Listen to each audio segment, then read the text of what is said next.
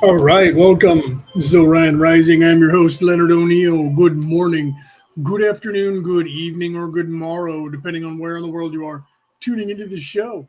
All right, share this out, share this out, share this out.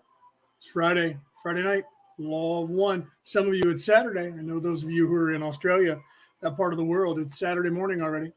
Welcome. Let me turn off this banner so you guys can see my ugly mug here. Welcome, the Law of One. Right, and I actually got everything prepared on time today instead of being a little bit late. And I actually made sure that I went live on Orion Rising, so all of the chat comments come into the studio for me to see, so I don't have to watch it on another monitor like last time. And I haven't shared it, so I will share it like to my page in a couple of places as we go. Rick, welcome. Cody, welcome. And then put on my glasses. Who else is in here?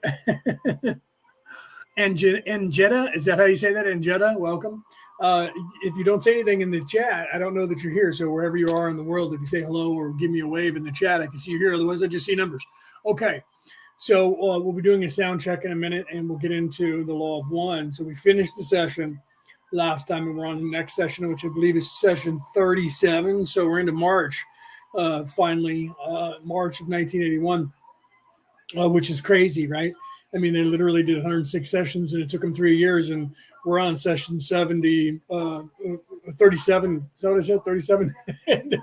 37 sessions in, and they're still just in March. That's crazy, right? Still in March of 1981. So let's see what's going on in the world right now. I guess nothing really crazy is going on in the world other than all the craziness that's going on in the world, right? If you guys saw the post that I made, there was a lot of comments and buzz on TikTok about my post that I put, the reel that I posted last night, this morning for some of you around the world. It was actually morning because it was after midnight by the time I put it up my time, which means it was morning for just about everybody on the planet except for like Hawaii and Alaska, right? It may be Fiji, but I think they're on the other side of the prime meridian too.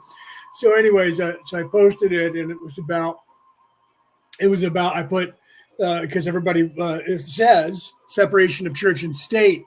And I said separation of church and state only works if state is not the religion of evil. And a couple of people asked me questions, one on TikTok, in reply. So I answered that with a video that I had made about 2 months ago, I think, which was a show that we did here. I don't remember what session it was, but it was probably 2 or 3 months ago when we did it, when I was talking about that and the separation of church and state being politics and all of that being the religion of evil. And somebody said, I don't understand. And so I said, well, state is the religion of evil, and then I posted that. So that was cool that people started talking about it and wanted to know a little bit more. So I posted that, and I made sure to on Facebook, on all the platforms, I reposted that same video right after that, so people would see it first, really, because when you post something and post something else, they see that first and then the other thing. And because I didn't think about redoing that earlier on, right? So yeah, thank you, Rick. Start tagging people, get them in here. I don't know what's going on, right? And Jetta, I think I'm saying your name right. If I'm not, please tell me that I'm not saying it right. Welcome, by the way. And yes, and Jetta said, hi, Orion peeps, right? Only you did it with only one E, so it came out as Peps, right? P-E-P-E-S, Peps. That's like my spelling. I have a hard time. It's my biggest problem that I have doing language. I'm literally learning 22 languages currently, and the biggest problem that I have is trying to spell all those languages. This Viking Futhark-based alphabet that we use in English, common, whatever you want to call it. All of our letters literally come from the Vikings, going back tens of thousands, if not hundreds of thousands of years. So everybody has this, unless it's the eidetic alphabet, which the Slavic Baltic nations use, Russian and all of them, they use. Not all of them, because the Czech Republic, they use a little bit of a combination of the Viking Futhark alphabet that we use and the eidetic alphabet. But spelling has never been my strong point. I'm better at it. And now that I'm doing language and having to be forced to translate, I have to know how to spell it in English so I can spell it in other languages. But yeah, spelling has always been an issue for me. And if you know when my text, you know that as I'm texting, if I'm texting, I'm not always reading to make sure I spelled things right, and you just send it. But that's kind of what is the way that society is these days, right? It's just kind of that way in society where people in chat rooms do everything, in hyphens and abbreviations and things like that. Anyway, so it's already a slang language. I play World of Warcraft, and that has an entire language to itself. Anybody who plays that game knows that. I've been playing it since 2008. I was just playing it earlier today. And there's an entire language that goes on in that game that people type and speak when they're on, Vox, or these days they use Discord to communicate. That changes with whoever has the better communication thing. It was Messenger for a while until somebody had something better, and now it's Discord. But there's an entire language that people have, and I'm sure that on all other video games it's the same. People develop their own in-game language for the community, so that you don't have to talk as long as I'm talking now to get things across. It's just like military, and it's kind of that way.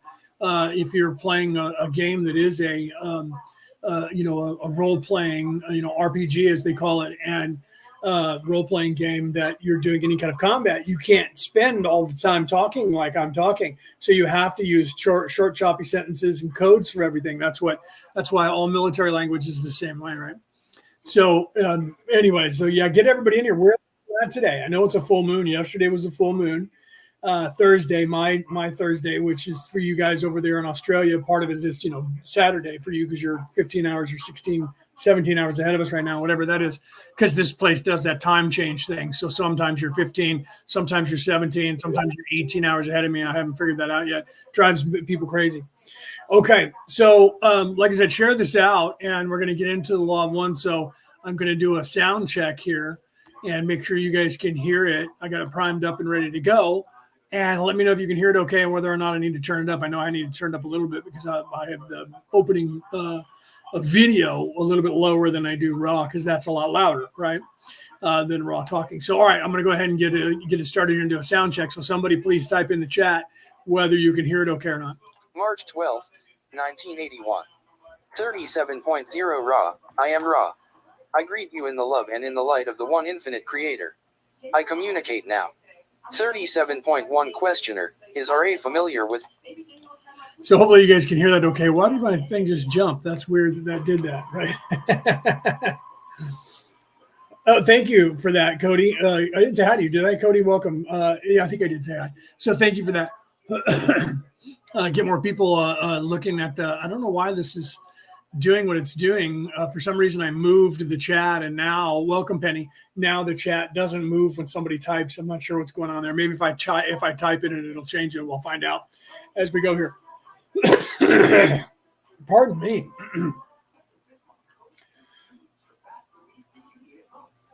I'm sorry, I'm reading what Rick just typed in there, right? He says, hey, is the oil that goes on your bed pillow from our head? Yes, it is, from your hair and your head. Is that Christos? In a sense, because that's actually a really good question, Rick, to start the day. In a sense, because what people don't realize is, and that's a video that I posted a long time ago now, so it could have even been a year ago. I'll have to repost it about that Christos oil. People don't realize that our entire electrical system in our body that goes from our brain to our nervous system, that goes all the way around our body, is actually floating in that oil. People think when you say that, I talk about the Christos oil, they think the oil only goes up and down your spine into your brain, and that's all where it's at. That's not. That's where those two particular oils get charged with the chakra energies as they go down and up back into your brain to illuminate you. But truly, your entire electrical system of your body, everywhere where there's nerves, the nerves are actually floating, even though they're attached to, to the walls of whatever for your muscles to move and the whole nines. It's literally floating in water, and it's about, I think, 2 liters. No, maybe not 2 liters. I think the guy said what it was. It's a lot. Actually, he held up a bottle of water, which was probably in American ounces, probably about 7 to 8 ounces. That's literally the amount of water that is floating your entire endocrine system. in your body, your entire electrical system in your body, which is the tree of life, which is your tree of life. It's literally the conductivity and conductivity of that system depends on your water, in the oil that's in that water in your body. So it's an oily water that is charged, and then the one that goes up and down your spine is a milk-like substance and a honey-like substance, which is the land of milk and honey that everybody keeps looking for in the physical. And literally, so it does secrete, because your body has water as well in the interior, and all of your muscle tissues and your everything, your skin, everything is absorbing and floating in that water as well. Even your skin on the inside is very moist. On the outside, it's dry, because it's the weather dries it out. The air dries it out. So when you sweat, that's happening and secreting through your glands in your body to cool down your body. By when you move, the air cools down your body and it helps you to cool down. When you're sleeping, the same thing happens, and you tend to sweat at certain times when you're stressed out and things like that, even in your sleep. And that's doing that so that you cool down, and your everything absorbs it. Your sheets or blankets or whatever that your clothing that you're wearing absorbs that sweat when you're sleeping at night. So you're unaware of it happening, but your pillow, unless you're drooling on it, or the eye, you get some from your eye socket, you secrete that, and your hair gets oily. And so let me get to that point now, Rick, to answer your question. Your hair on your head is nerve endings from your brain. It's actually nerve endings, and your hair is naturally oily. It's another reason why, unless you're like you and I, Rick, where we're missing most of our hair, right?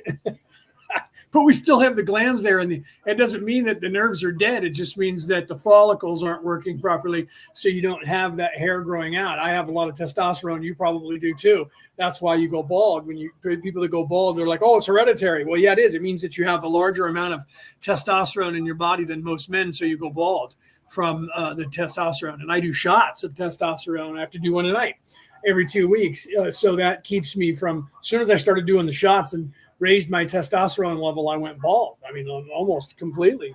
I have the horseshoe haircut all the way around. And I think you do too, Rick. You and I are both kind of the same. That's our actual masculinity, where people are like, oh, bald. Some women like that because they realize that means you're super fertile, because you have more testosterone than those other guys. So all those actors and people that are beautiful and they have a full head of hair, low testosterone. Low testosterone. So if you were going to measure the measure of a man, that's why beards were very important. If you could grow a beard, it meant that you were very masculine. Again, your beard is determined by the amount of testosterone that you have. Your hair on your body is the same. But all hair are nerve endings. And to get back on point, all the nerve endings in your body secretes an oil, not just water for sweat, but oil out of all of those pores. And it's the leftover oil that is no longer of use, and it's pushed out. But your body recreates that oil inside your brain and in your head and your body every day. We actually create, and I think that's where the almost 8 liters comes from. We turn over all the water and liquid in our body, and it's pushed out of our body through our saliva, our sweat, our urine, things like that. And it turns over. That's why you have to drink new water to get that energy, because some of the energy that we get comes from the water that we drink. And we also get photosynthetic energy from the sun. We get vitamin D and a few other things from the sun. But like plants, we don't get as much of our energy from that. We use water more than we do from the sun, but we have just the same ecosystem in our body that plants and trees and all of that do. It's just to a different extent, because we consume food where they have to get their nutrients out of the ground. So the water and the nutrients in the soil is very important to them. Or a soil for us is the sustenance that we consume.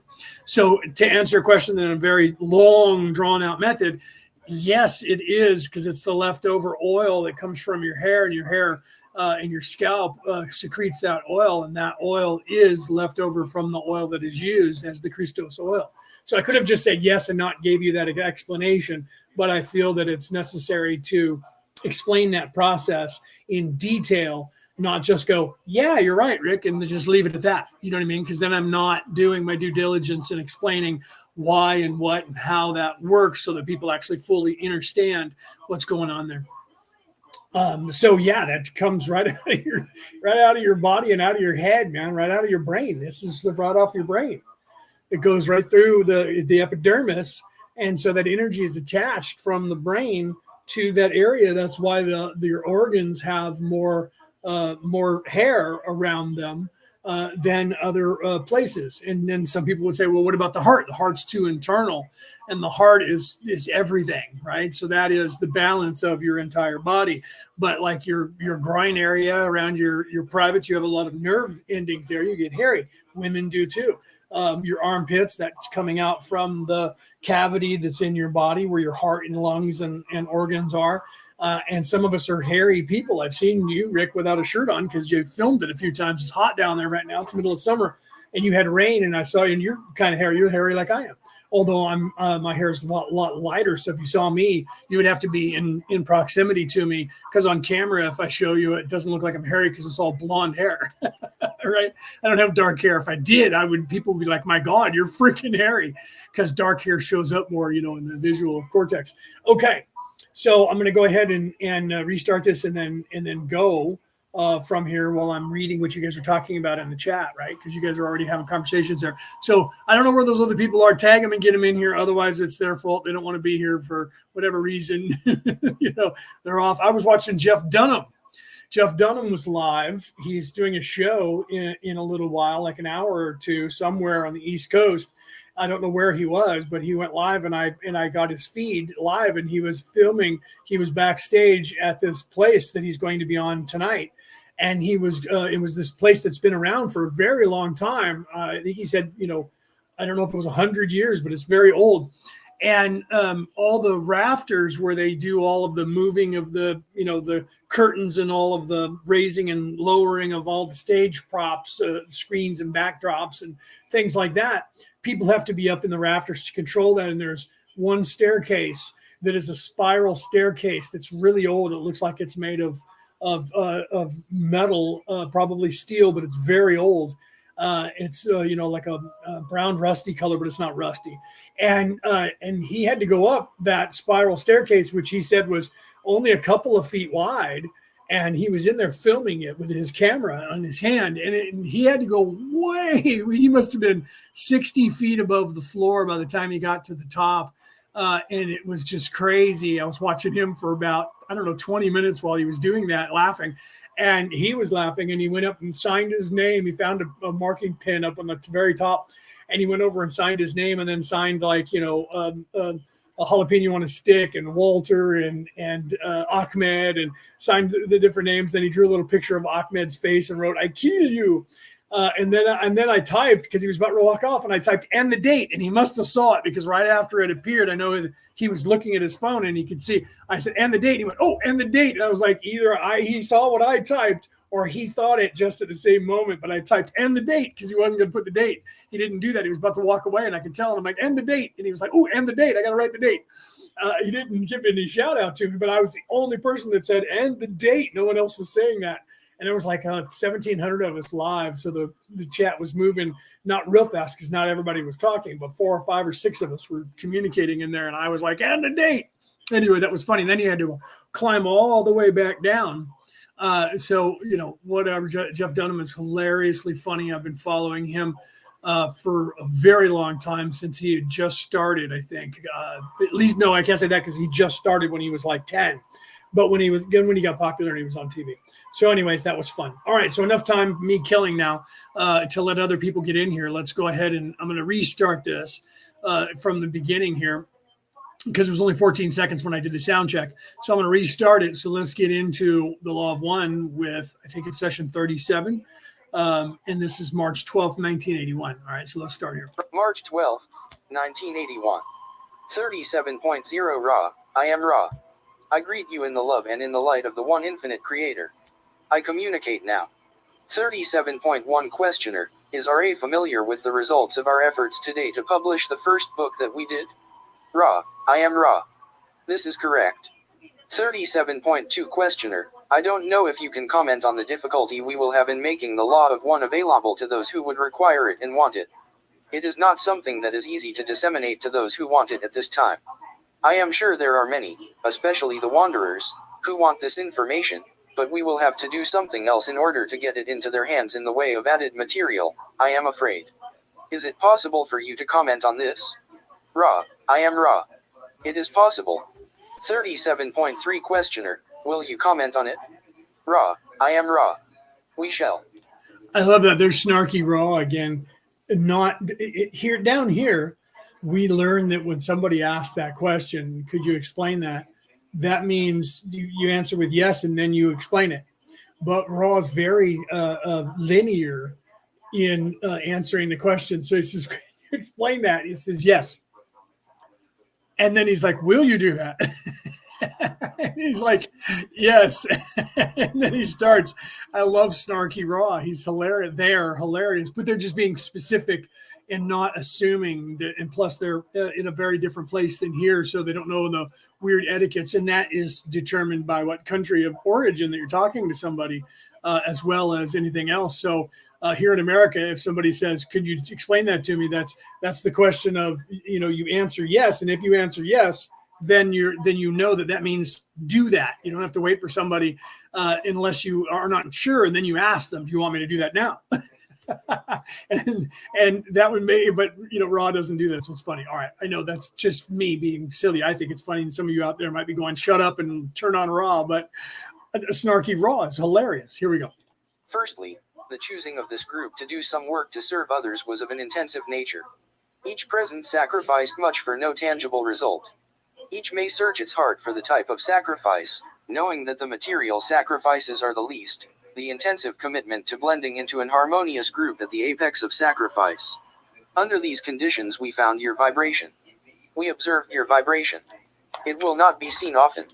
We do not wish to puff up the pride, but we shall not chaffer with the circumstances necessary for our particular contact. Thus you have received, and we willingly undertake the honor/duty of continuing to offer transmissions of concepts which are, to the best of our abilities, precise in nature and grounded in the attempt to unify many of those things that concern you. Secondly, the use you make of these transmissions is completely at your discretion. We suggest the flowing of the natural intuitive senses and a minimum of the distortion towards concern. That's kind of part of it, Rick. Rick said 20 years ago, sometimes told me, I think he was trying to say somebody told me that the less hair you have on your body, the more evolved you are. And I never thought anything of that. That's not really true, because it is evolved. If you're trying to say we came from cavemen and they were very hairy, and so because of that we were losing our hair because we used to be gorillas or apes, and that we're more evolved into a human, a Homo sapien, and because of that we're losing our hair. That's actually not true. We're losing our hair because of natural selection. And that's the truth of it. And if you know anything about biology in nature, the studies of that, women en masse tend to go for men who have less hair than men who have a lot of hair. There's some women who love that. Literally, what's his name? Travis Kelce's brother was at the football game last Sunday, and he was drinking, and he's an ex-football player. He played this season for the Philadelphia Eagles, but because they didn't make it in the playoffs, they lost. He retired from the NFL, and he was at his brother's football game. And his brother Travis Kelce plays for the Kansas City Chiefs. And of course, Taylor Swift was there because she's dating and probably is going to get married to Travis Kelce, his brother, his younger brother. And he was in the game, and he said, if Travis scores a touchdown, I'm going to rip off my shirt. And his wife said, "Don't you do it." And he said, "Oh yeah, I'm going to do it. You bet me." And he did. And he's a very hairy guy. He had a lot of chest hair and even hair on his belly. And he was, a big man with big muscles, and he was to the camera and stayed that way, and was drinking, had a beanie on his head, and was having a great time. And of course, everybody was like, "Oh no," and got mad at him, but it went viral, and now everybody's laughing about it. Well, I watched on two different programs on the same news network. the first woman said, ew, and was like, oh no, my God, that's hideous. And he shouldn't do that. The next day, there was another newscaster talking about it on the same network, but on a different channel, on the same network local to here where I live in Sacramento, in the state capital of California.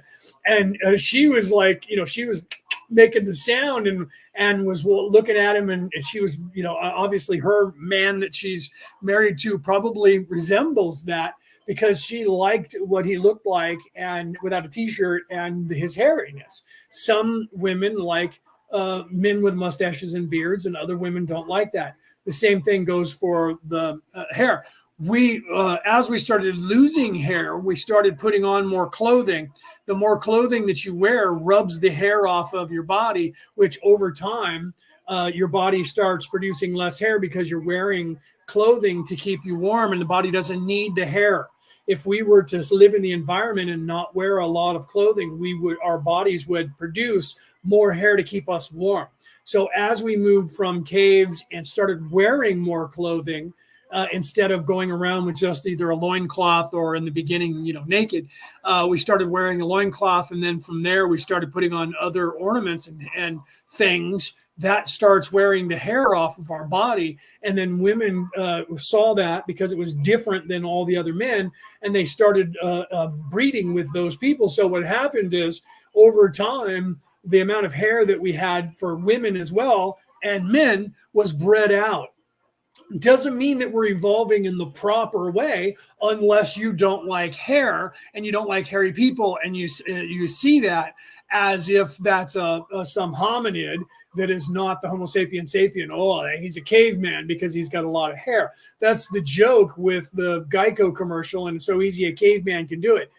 Because he's hairy and has bigger bone structure, because he is actually not Homo sapien sapien, which couldn't happen in the modern day because it would be bred out. Some people do have some of that DNA in them, and some of us can actually see it. When we see somebody, we go, that person has Neanderthal DNA. They're not 100%, but you can tell they have a higher forehead, their cheekbones are bigger. Some people who think they're evolved Homo sapiens sapiens, I look at them and go, you don't know it, but if you tested your DNA, if they said that, if they told you that when you did your 23andMe or the other one that the Mormons own, Ancestry.com, they own both of those big testers around the world, and they have different names for them. You could look them up.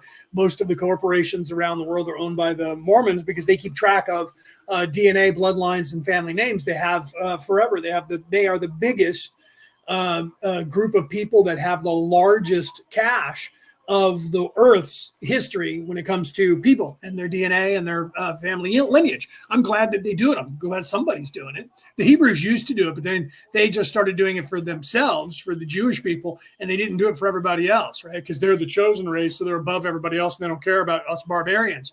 To this day, the Hasidic Jews are still that way. We're a subspecies according to them. So everything's a point of view again, right? But it's not that the less hair you have, the more you're evolving as a Homo sapien sapien. It just means that it's been bred out of you and you wear clothes your entire life. Some people are still hairy because that DNA still survives, because some people like it. I like hairy women. I do. I like hairy. I don't know why that is. So if a woman says, I'm not shaving anything, I'm like, okay, I'm all right with that. I kind of like it. I do. I have it's called a fetish now, but here in the United States, up until about 1980, that was normal. Women only shaved, and then in Europe, women didn't shave their armpits or their legs. And over on here in America, they did that, but they didn't shave their groin. Now they shave everything, and people don't realize. I mean, they literally, the more that you shave, the more you look like a 10-year-old child. Right. So you shave everything off, and they're like, oh, no, I shave everything off because I'm embarrassed. I don't want to have any of that hair being shown because, men don't like it. Well, that's just natural selection as things are going, where you get used to it. Do you see? You get used to it. And then people who are, I'm an outlaw, I'm a hippie, I'm anti-society, they stop shaving and they're hairy. Some people are just naturalists, and they're just like, I'm not going to do that because it's just not what I want to do. Is your body was supposed to have that. It actually has a purpose. I'm not going to get involved in the science of that because I'm doing far too much talking about hairiness on humans right now, because that's not what we're here to talk about. We're here to talk about spirituality. But you should look that up, because being hairy and having hair is actually good for your body. It actually has a function. And now let me get back on point. Let's take it right back around. Raw. Okay, first let's start with most of your religions on this earth, especially the Judeo-Christian ones, which is Christianity, Judaism, and Muslimism. Those are all based on the same religion. They go back to the Hebrew race. All of those, in their old tome, it says don't cut the hair at the sides of your head. You're supposed to have your hair long. So you're not supposed to cut your hair. That's why you see Jewish rabbis with long hair and big beards, and the same with people in the Muslim faith. They have long hair and big beards because they're told in the Bible not to cut that. So they want to have a lot of hair. Now, why is that? Ra stated very early on, I don't know if it was the first session, but it was in the first 4 sessions, and I believe it was in the first or second session, that hair coming off of your head, it helps you to communicate spiritually. So 6 inches to 8 inches off of your head is the minimum, and it acts like an antenna because it is literally nerve endings that are not completely dead. Everyone says, oh, your hair is just dead nerve endings, so cut it off. The reason that all militaries and all of the deep state establishments around the globe immediately cut off all your hair and don't let you grow any and make you shave and shave your head and shave your face and basically almost your entire body is because they're aware that by chopping all of that off, it lessens your communication ability in a spiritual sense to reach the universe, and it keeps you locked into now. They tell you that they do that because the science is we're making everybody the same because they want a drone. They don't want you being independent. So if they shave off all your hair, you guys all look alike even to each other. And therefore, you're just a human. You're just a unit. And that's what they call you. You just don't know that. So literally, they're aware of it, and they're chopping off your hair. And Ra said that you need to grow the hair long. And that's one of the reasons why I can't grow the hair on my head, because I'm going bald. So I grow the beard. And that also, most of the religions picked that up, including the Jedi. And even in the movie, it was still a thing. And long hair and long beards has always been a thing for all of history until the modern day, when these people have decided we can't let them grow hair. If you look at going back to the pre-dynastic and the post-dynastic Egyptians, long beard was necessary for wisdom. Someone who was long in the tooth, as we say in Europe, but long beard showed that the person was very regal. So all of the pharaohs and all of the people that were in the religion at the time and in the political system of almost every religion until the last 75 years, maybe 80 years around the world, had long hair. If you look back even in American history to the 1800s, 1860s, when they were fighting the Civil War, most of the men that were in the military had big, long hair and big beards. It was literally after that, at the turn of the century, somewhere around the 20s or 30s, when they decided to start making everybody chop off all their hair. Why? Lessens your communication and your communication ability with your own spirituality by doing so. So you have to have long hair somewhere to help you. And if you don't, and you can't grow any hair, then it's harder for you. You have to work a lot harder to make that contact and be aware of it. If you're not aware of it, the first step in avoiding a trap is knowing of its existence. If you're not aware of it, then you'll never do anything about it. So women who have long hair, and many of you do, I know, like Penny does. I've seen her pictures. You guys have long hair. My sister has hair down to her past her waist. And I always say that the worst thing a woman can do is chop off all of her hair. And you'll notice that spiritual people, men and women, have long hair, always. And it's fabled that way even in movies. Look at the wizards and the witches from any story, Lord of the Rings, any of the stories. The wise people always have long hair and beards, and the women have long hair. Okay. So it's still in our culture, dating back to the beginning. It's still subconsciously in our culture. And so when people choose these avenues of spirituality, you find that you just start doing that. You gravitate towards growing hair. You're not aware of why you're doing it. Anybody who becomes spiritual starts doing that. And some of them don't know why they're doing it. Look at David Letterman. David Letterman forever had television shows and things, the Letterman show here in the United States. The second he retired, he's grown a big beard. And now for the last however long he's been retired now, 10, 15 years or whatever it is, 20 years, he has a big beard. Why? Because he said, at first he said, well, I'm tired of shaving. I've been shaving my entire life, so I don't want to do it anymore. But he's very, very awake since then. And there's a reason for that. Look at what's his name, the comedian that was in Dumb and Dumber. I can't think of his name right now. Jim Carrey. Jim Carrey, a few times, grew a big beard while he was in between movies. Now that he's retired, most of the time you see him, he has a beard. People who become very spiritual, Joaquin Phoenix did the same thing when he had his spiritual awakening. He showed up on television with his big beard. He only shaved it off when he went back to acting. So my point of all of this is that when people become spiritual, somewhere along the line, your mindset changes and you start doing these things. And some people naturally want to do it, and they do it for other reasons. I look better with long hair. I like long hair. Instinctively, you guys aren't aware until you are that the reason you're doing that is because that is a conduit. It's an antenna. You are more in tune with nature and the world and more apt to be in tune with that because you have that going on, and your hair is, and if you want, that's why all soap companies want you to wash your hair every day. Why? Because they want you to get that oil out of your hair as fast as possible. Talk to anybody who's a naturalist and they'll tell you you should only wash your hair 1 day a week, 2 days a week, maybe max, because you want that secretion to happen.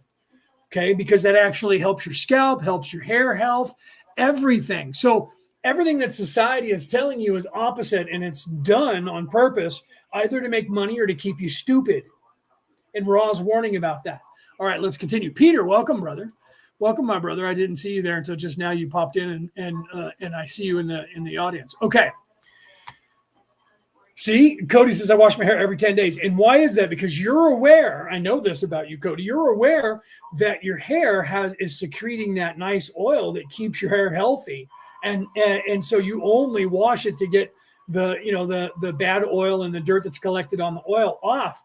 Because when you wash your hair, it feels really good if you're used to doing it, because you think that oil is icky. And when you go like this and you have oil on your head or in your hair, you're like, oh, it's all slimy and oily. I have to wash it. Because the soap company will tell you they want you to wash your hair more than once a day. It's like getting the shot. Now they're like, you should need to get a shot every month. It used to be one shot. You'll never get the coop ever again. And you're completely fine. And then it was, okay, so now 2 shots. Okay, now 3 shots. Now they're up to like as many as they can get you. 100 shots. Get your COVID shot. It's flu season. Get your flu shot and your COVID shot. We're not going to give them the both to you in one shot, which they could just mix the shit together. Why aren't they doing that? Nope. We want to sell you the same price for every shot that you get. Pneumococcal pneumonia and the flu and the different flu vaccines. And now we want to get you a flu vaccine for the swine flu, and another one for the avian flu, and another one for COVID, and another one for a booster for COVID. If they could do it, they'd be sitting there all day with 5 or 6 or 7 or 10 shots on you and have you come back once a month and get it. Why? Because they're not looking for a cure. They're looking for repeat customers. Okay, let's continue. We are content, as we have said, to be able to aid in the evolution of one of your peoples. Whatever efforts you make cannot disappoint us, for that number already exceeds 1. 37.4 Questioner, I have been very hesitant to ask certain questions for fear that they would be regarded, as I regard them, as questions of unimportance or too great a specificity, and thereby reduce our contact with you. Right, Rick, when I had long hair, when I had hair and I could grow it, I used to grow it very long. I grew it down. I had a ponytail. In fact, back in the 90s, no, it must have been in the 80s because I was in my early 20s, right? So 87, I would have been 20. So it must have been just before or around the 90s, somewhere when I was 21, 22. I had hair. I had a full head of hair, and I grew it very long. I looked like a rocker. I looked a lot like a goth. I was a goth.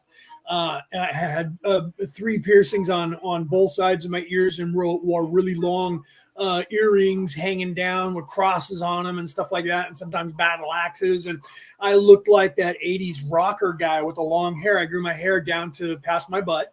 And I ended up donating a big swath of it, which was like almost 3 feet long, that I put in a ponytail and cut off and donated for people to, and then I did it again and saved it for a long time, donated to make wigs for people who were needed to have hair because they were bald because of radiation sickness or whatever. So I did that, but I had a mullet because that when mullets were in then, they're back now.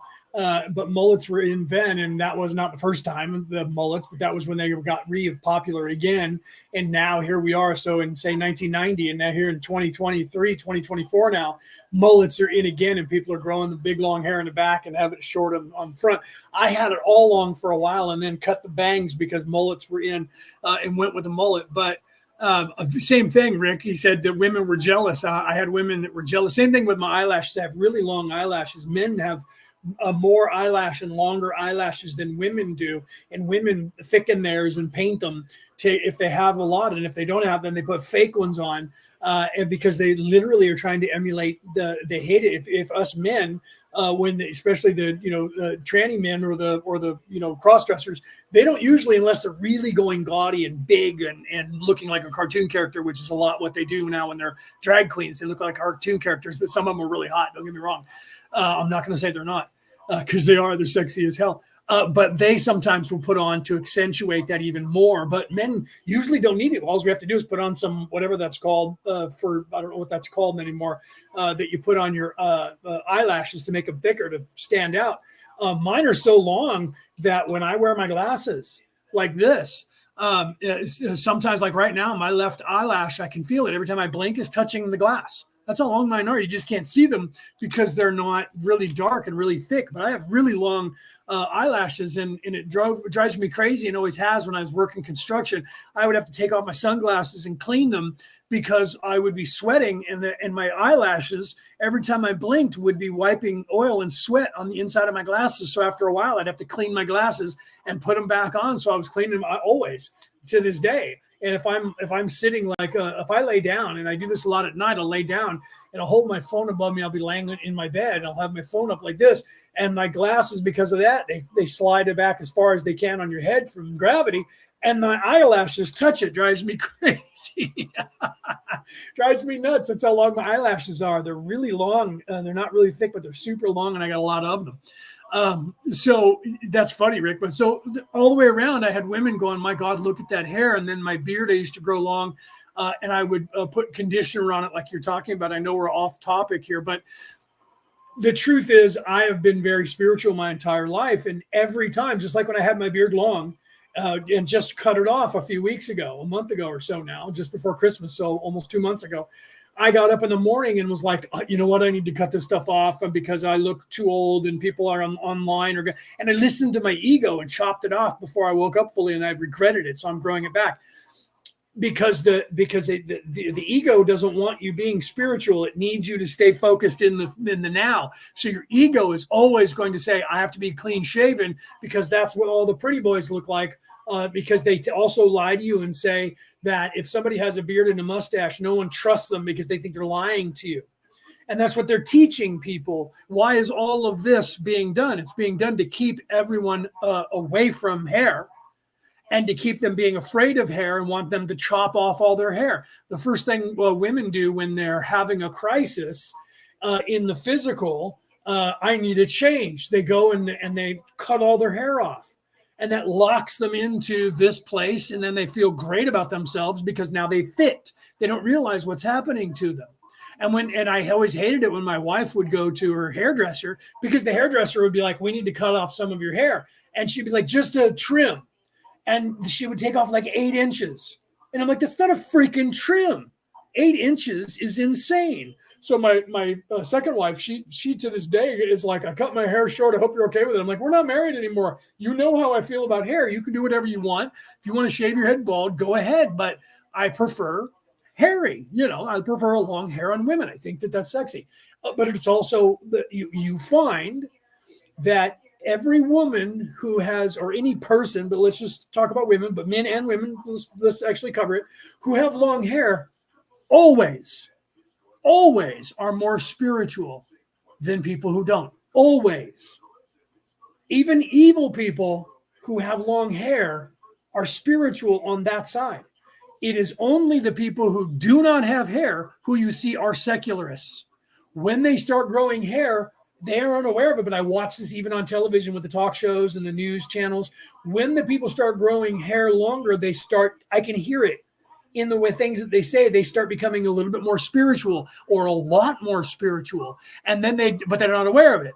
So every time I see in the world on television and movies or whatever, I see that women start growing their hair long and it becomes more fashionable. I literally think, thank God, it's about time, because these people are they don't know it, but they're going to start getting influx of downloads more because the communication lines become more open. The longer your hair, the longer the more communication lines with the universe is apparent. And this is not something that people like me in the modern made up.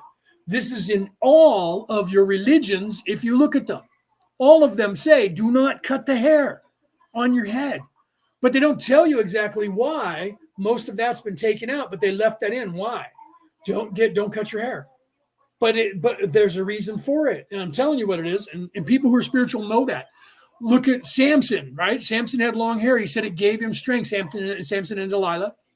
She convinced him to cut his hair eventually. Isn't that how that was, that the story went? And then he had no power. He had no strength. So people who have longer hair have a stronger will, they're more spiritual, and they're more apt to be free thinkers. So the first thing they do is have you cut off all your hair and keep it all off and tell you anybody who has long hair is hairy, they're a barbarian. Don't listen to them because they're crazy and they're not evolved. Do you see, Rick, how people would say you're more evolved if you have no hair? Because you're more in the flesh, locked into this place, and that's what they want. So they tell you that that's proper, and you're more evolved as a proper slave to be non-hairy, because who is it that causes the problems? All the people with long hair. And if you go back in time, you don't realize that. Like Spartacus wasn't bald. Everything they show you is Spartacus had no hair, because that's the way it is today. The truth is, those gladiators had long hair and beards. If you go back to the Vikings, they had long hair and beards. But what they tell you today is they were all barbarians. Barbarians, non-sophisticated people, non-modern people, cavemen, have long hair and beards. And every time you grow a big hair and beard, they either go, you're homeless. You look like a homeless person, or you look like a caveman. It is part of the conditioning in this reality, in this modern reality by the Anunnaki, right? And I talked about that in my video that I just reposted yesterday. It's literally the modus operandi. Keep you stupid. Keep it simple, stupid. Keep you simple, stupid. We call that the KISS method in retail, right? In leadership, KISS, K-I-S-S. Keep it simple, stupid, right? But that means the same to the society of control. Keep them stupid. Keep them stupid. Seriously. Okay. So that's literally why they do that. So they tell you anybody who has long hair is not to be listened to. Anybody that has a long beard is a liar. Because all of those people, the way they talk is like me. They can't have you listening to me. You have to think that I'm insane. So if they tell you if I have long hair and if I have a big beard that I'm lying to you, don't trust me. And they're like, trust me, because you can see my entire face. With a beard, what's the difference? You either see the skin or you see my face with hair. Does it change the way I look? Yeah. When I had big beard and I shaved it off, everyone was like, oh my God, you look like you're 30 pounds lighter and 50 years younger. You're absolutely right. The beard makes your face look bigger, makes your head look bigger, right? And then when you shave it all off, all of a sudden you look thinner because you don't have this much hair sticking off of your face. And then, you look younger. Well, anybody who has white hair like me, that's going to happen when you have hair and you don't have hair. Okay. So I apologize if that offended you that I went on that long, but hair is incredibly important for communication with your higher self and spirituality. And if you look around the world, you will find that I am absolutely right. Look around the world and you're going to rarely find somebody who, unless they're being evil, but they're still going to be spiritual on that evil side. They're not going to be locked into the flesh. Nobody is. Everybody who wants to be locked into the flesh, they shave their head. They don't want to be attractive. They don't want anybody any attention, but they also feel better about themselves because now I have no hair on my body. I shave it all off. Women, it's horrible because women are not allowed to have any hair anywhere. And that's what society wants. Why? The reason for that is because women are more spiritual by nature than men. Men are the masculine war energy. So they try to keep you as, they don't care about the hair on your body. They want you to have some testosterone, right? Because they want you to be aggressive, but they don't want your face and head because you need to just look like a unit. And that's what you're called. You're a unit. You're a number to fight in their war. And you don't want any of them thinking for themselves in any way. Bald, shave it all off, keep it shaven. I don't want to see any hair. In fact, if I walk up and I can feel it, you're going to get in trouble. That's what they do in the American military. I'm sure it's that way in your country too. So you can't have any hair. Women, they just tell you that in nature, women, you have to shave all the hair off your body. Shave your legs, shave your armpits, shave your crotch, and cut your hair short. Why? Because it keeps you stupid. Keeps you simple, stupid. And that's the truth why they do that. And then they make you dress a certain way. And I said this of my entire life. Why do women put up with, in the modern day, being trapped into wearing those fucking high heel shoes that hurt your feet, your legs, your back, your entire structure, your spine, everything, and it hurts you guys to do it just because men want to look at you and think about sex.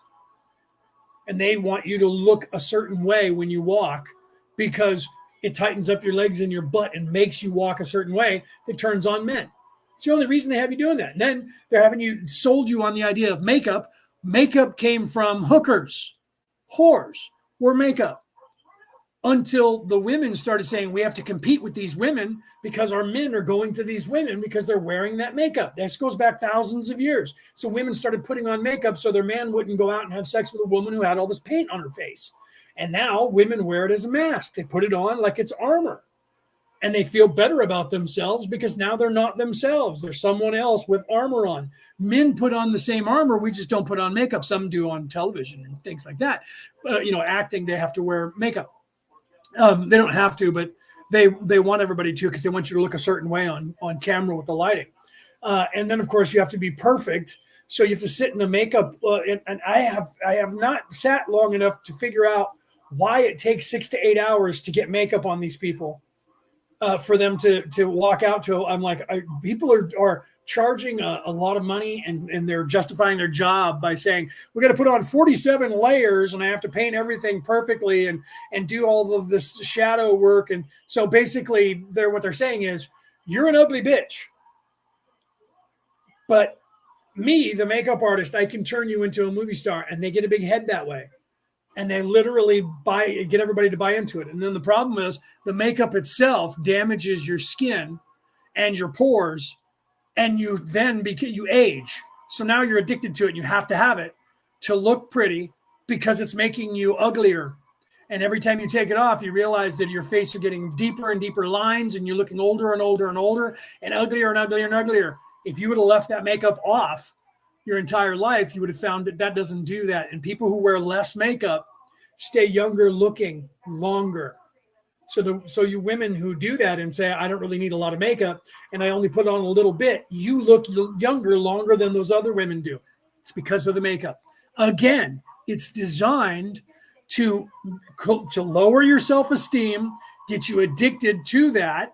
And then you have to pay all the money to have that, or buy all the stuff and learn how to do it yourself and spend hours trying to get yourself to look like that so that you feel better about yourself in the 3D only, not in a spiritual way. You're painting your face, cutting your hair, shaving all the hair. Why? Because you want people in the physical to like you, not in the spiritual. So people who become spiritual, they're like, I don't care about that. I don't need to cut my hair. I feel better with it. Why? Because you start realizing it. You start feeling more spiritual. Your life changes. That's why they have you cut it all off and stay bald in all places and do what they want you to do and wear what they want you to wear. And all of that is designed to keep you from ascending in any way and keeping you stranded and stuck here. Everything is designed, guys. This is what Raw is warning about. Let's continue.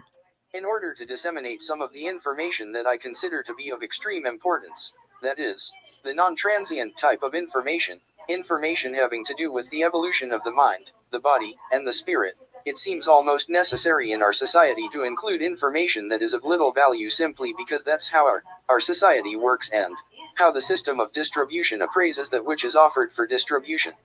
Could you will you comment on this problem that I have? Ra, I am Ra.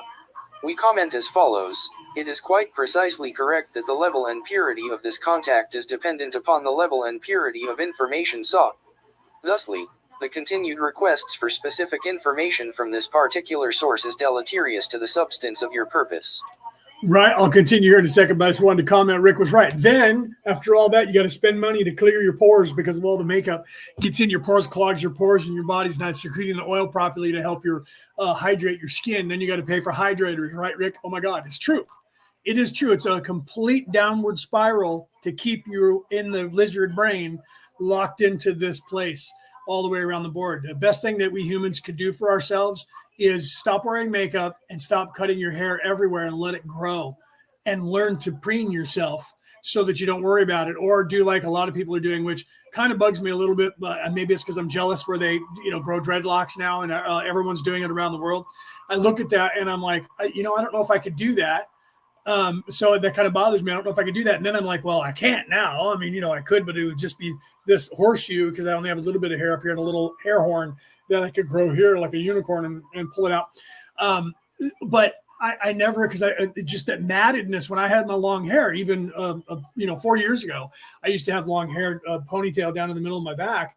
And I, of course, didn't have this little amount of hair on the top of my head. So I had enough hair to actually pull back and have a ponytail. But then in the last 4 years, it's gone almost completely off the top of my head.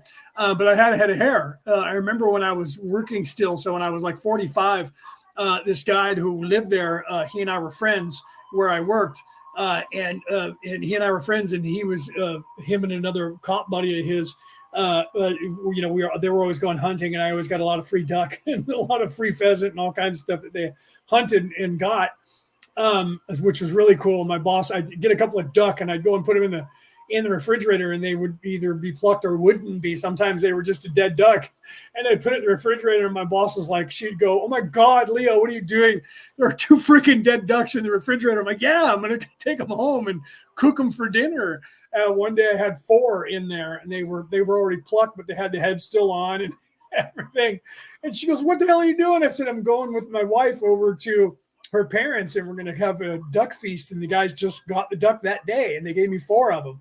So I said, "We're having dinner, duck, mallard for dinner, guys." And we had to spit the buckshot out. Right? We had to spit the buckshot out as we were eating. We were teaching the kids. They're like, I'm like, "Be careful. You're going to bite on something. It's going to be really hard. You don't want to swallow that. It's a pellet that killed this bird." And some of it sometimes gets stuck in the bird in different places if the guys don't shoot the bird and hit the head. And kill it. So sometimes it gets in the body and you got to be careful. So we're spitting out and stuff. And everyone's like, "Oh my God, it's like hillbilly shit." Yeah. And 4 mallards would cost you about $350 to have somebody else cook it for you in a restaurant. And probably more than that anywhere in the United States. And I got them for free because the guys went out and shot them and brought them in and had extra. And so they were like, because they were trying to use up all their lots, because you pay for, here in the United States, you pay to kill like 20 birds a year during the season. And they were getting down to the last of the season, and they had all these tickets for all these birds that they already paid for. So they wanted to fill it all out. And so they called me and said, "Hey, we're going out hunting. Do you want any birds?" I said, "Give me as many as you want to give me. I'll take them all and cook them up today." And they were like, "All right." So they came back and we have 4 for you, Leo. I'm like, "Rock on, free. Here you go." They paid for them, right? But they wanted to get their quota, and they knew they couldn't eat them all. And you can only have a certain amount in the freezer here in the United States, depending on the state that you're in. So they already knew that it was going to be over their limit, even though it was their limit, but it was over the limit that they could have storage. So they're like, "Here you go." Started handing me. Right? Isn't that funny? Anyway, so let's continue here. But my point of that, right, to get back to what's going on, is that nature and naturalness is being bred out of us to keep us from having the knowledge of any of that, how to do it, why we do it, and to be in tune with nature, so that you're not in tune with nature. They want you completely reliant upon them. So they centrally locate all knowledge, all food, all money, everything. They're already talking here in the state of California of limiting access to your vehicles so you can't drive more than 10 miles an hour over the speed limit. And they're also trying to make all vehicles electric, and they're trying to make all vehicles autonomous so they control it by a central computer. And they're also now here in the state of California and other states that are around here, and I'm probably doing it in your country too, having what's called the low jack on your system in your car, which means they can log into the computer. And if you're running from them, or if you have a crappy social score, which will be next, they can just turn off your car and you can't start it. You can't drive it. And if you're trying to run from the cops, they can call up and say, we need this car stopped. They do it all the time now with cars that are set up that way. And they literally had a television show where they'd go and park the car, leave the door open with the keys in it on purpose, so somebody would be enticed into stealing the car, which they quickly had to stop because that's illegal. Because you're literally setting someone up. People who wouldn't normally steal a car might if the door is wide open and the car is running and the keys are in it, right? So literally somebody sued and said, I was never out there looking for a car, but it was an opportunity. They create the opportunity so that you do the crime so they can arrest you for it. Okay. So that stopped. But my point is, the people would start driving and they would lock the doors and turn off the car, and the car would just stop. And they would just pull up, get over there, tell their company, open the doors. They'd unlock the doors, pull out the criminals. They were stuck inside the car because the car was entirely electric. Windows wouldn't roll down and the doors wouldn't open and the car turned off. Think about that. So now they're trying to tell you that they don't want you to drive a certain speed limit because that's too dangerous and you're not smart enough to not do it. So we're going to make the car not do it. That's called a governor system. They already have those, and on some vehicles that you rent. And they're going to do that to all cars. Pretty soon, you're literally going to be under their control. All of this is done on purpose so that they control every part of your life and you 100%. Let's continue. Moreover, as we scanned your mind to grasp your situation as regards the typescript of some of our words, we found that you had been criticized for the type of language construction used to convey data. Due to our orientation with regard to data, even the most specifically answered question would be worded by our group in such a way as to maximize the accuracy of the nuances of the answer. This, however, mitigates against what your critic desires in the way of simple, lucid prose. More than this we cannot say. Right? See, there you go, Rick. I didn't see that until just now. Rick said in Victoria, he's in Australia, in Victoria State here, pardon me, during COVID, they changed the law so that you can't share game meat with neighbors or others. And I'll bet they haven't changed it back, have they? They utilized COVID to gain more control over what you're doing with food that is not under their control. In the name of, we don't want you giving food to people because you might infect that food with COVID, which is not possible. If you look it up, humans can't transmit COVID to animals. So what they're saying, you'll have your germs on that food because you touched it and you have COVID and you're going to spread COVID to the other people. That's a lie. And even if you did, you're doing that anyways. With everything. You shake someone's hand, all the oil that's on your hand and all the germs that are on your hand is going to that person's hand, and all the germs that are on their hand is going to your hand all the time. You touch a doorknob after somebody. They talked about that in the beginning of COVID over here, and it really freaked people out. So they stopped talking about it quickly because this is the truth. Okay. If you walk up to a door and touch it, a doorknob that somebody else just touched, everything that was on their hand and all the germs on their hand is now going to be on your hand. Okay. That's the truth. So when you go up to the machine, they're like, stay back 6 feet and don't talk to me and don't get near me and put on a mask. And then you walk up and swipe your card and got to use your finger to touch the buttons. Somebody else just did that. So if they have COVID or any other germs on their fingers from touching their face, rubbing their eyes, touching everything around them, they have COVID, they're putting it boop, boop, boop, boop, boop, boop. And you walk up and anytime you press a button that they pressed, you're getting that on your finger and that gets into your pores, gets into your skin, and you're transmitting it no matter how you like it or not. So 6 foot distance and a mask and a sneeze guard isn't going to help you if you're touching the basket, if you're touching so literally they were like, put up sneeze guards because because somehow having a barrier that's plastic that is about 3 feet wide and 3 feet tall between you and the person is going to save them from your germs that should be floating in the air from going around that, right? So when you were standing over there about 2 feet away and you're now with a straight area, like with no plastic, and you're the same distance away from that person, for some reason you were like, well, now I'm not infecting that person, but when I'm standing right in front of them, at the same distance I was standing over there, or if I move over here to bag my stuff and turn and talk to the person, I'm the exact same 3 feet away from them, but this is different if I'm standing right there pressing the buttons. And that's how they got everybody to believe that it was okay. And plastic companies in the United States made $1 trillion. I don't know if it was literally, but they had hundreds of millions of dollars because they were putting up sneeze guards everywhere across this nation, which was doing absolutely nothing to help the people behind the counter. When you went to hospitals, you realize they went all the way to the roof. Okay, that's different. That one is keeping a barrier between the people working in the pharmacy and the people in the audience that might be sick. That one is the way they should be doing it. So the only way that's going to work in a store is literally they have to walk into a box that has a door that is sealed airtight, and it has to go all the way ground to the floor and stand there on all sides of them and have air being piped in and filtered out. That's the only way. Or have them wear a fucking biosuit. Okay, so all of that was a lie, but the optics made you think that, oh, this is serious, and that I might give this to somebody and I might die and they might die, so I have to make sure I do all of these things and take care of them. And they washed off the carts that were pushing around the buggies, so I feel better about myself. Well, what if somebody went over and picked up a jar and looked at it and set it down, and you walked up and picked up that jar after them? I saw a guy that was so scared that he was carrying clean wipes with him, and he would do this. He would pick up something with the clean wipe and wipe it all off, and then look at it and then set it back down after he wiped it off again. That's how scared he was of COVID. He was the only one that was truly being smart, but just being in there, walking around. This is an organ. So if you're walking around and somebody sneezes towards you, all of that's getting on your skin. Guess what? You're infected. Okay. Let's continue. So none of that precautions that you had to be in a biosuit to not get it.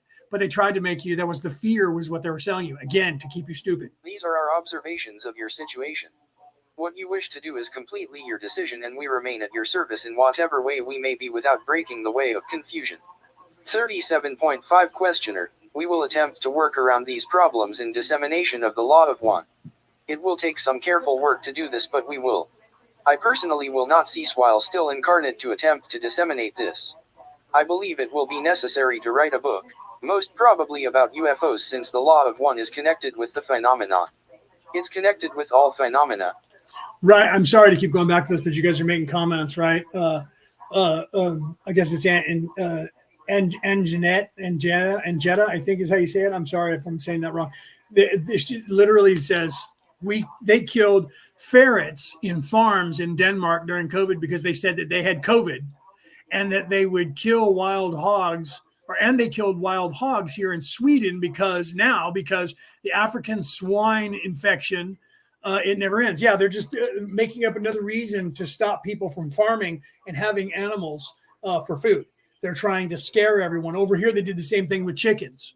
They said that the people, all the chickens in everyone's normal household farms needed to all be killed because they were all sick and they all had COVID or whatever. But it was not. But what they were doing was they were killing the population off of chickens, mandating that for everybody that wasn't a chicken farmer, that didn't have a big farm that farmed chickens for a living, for the eggs or for the chickens to sell.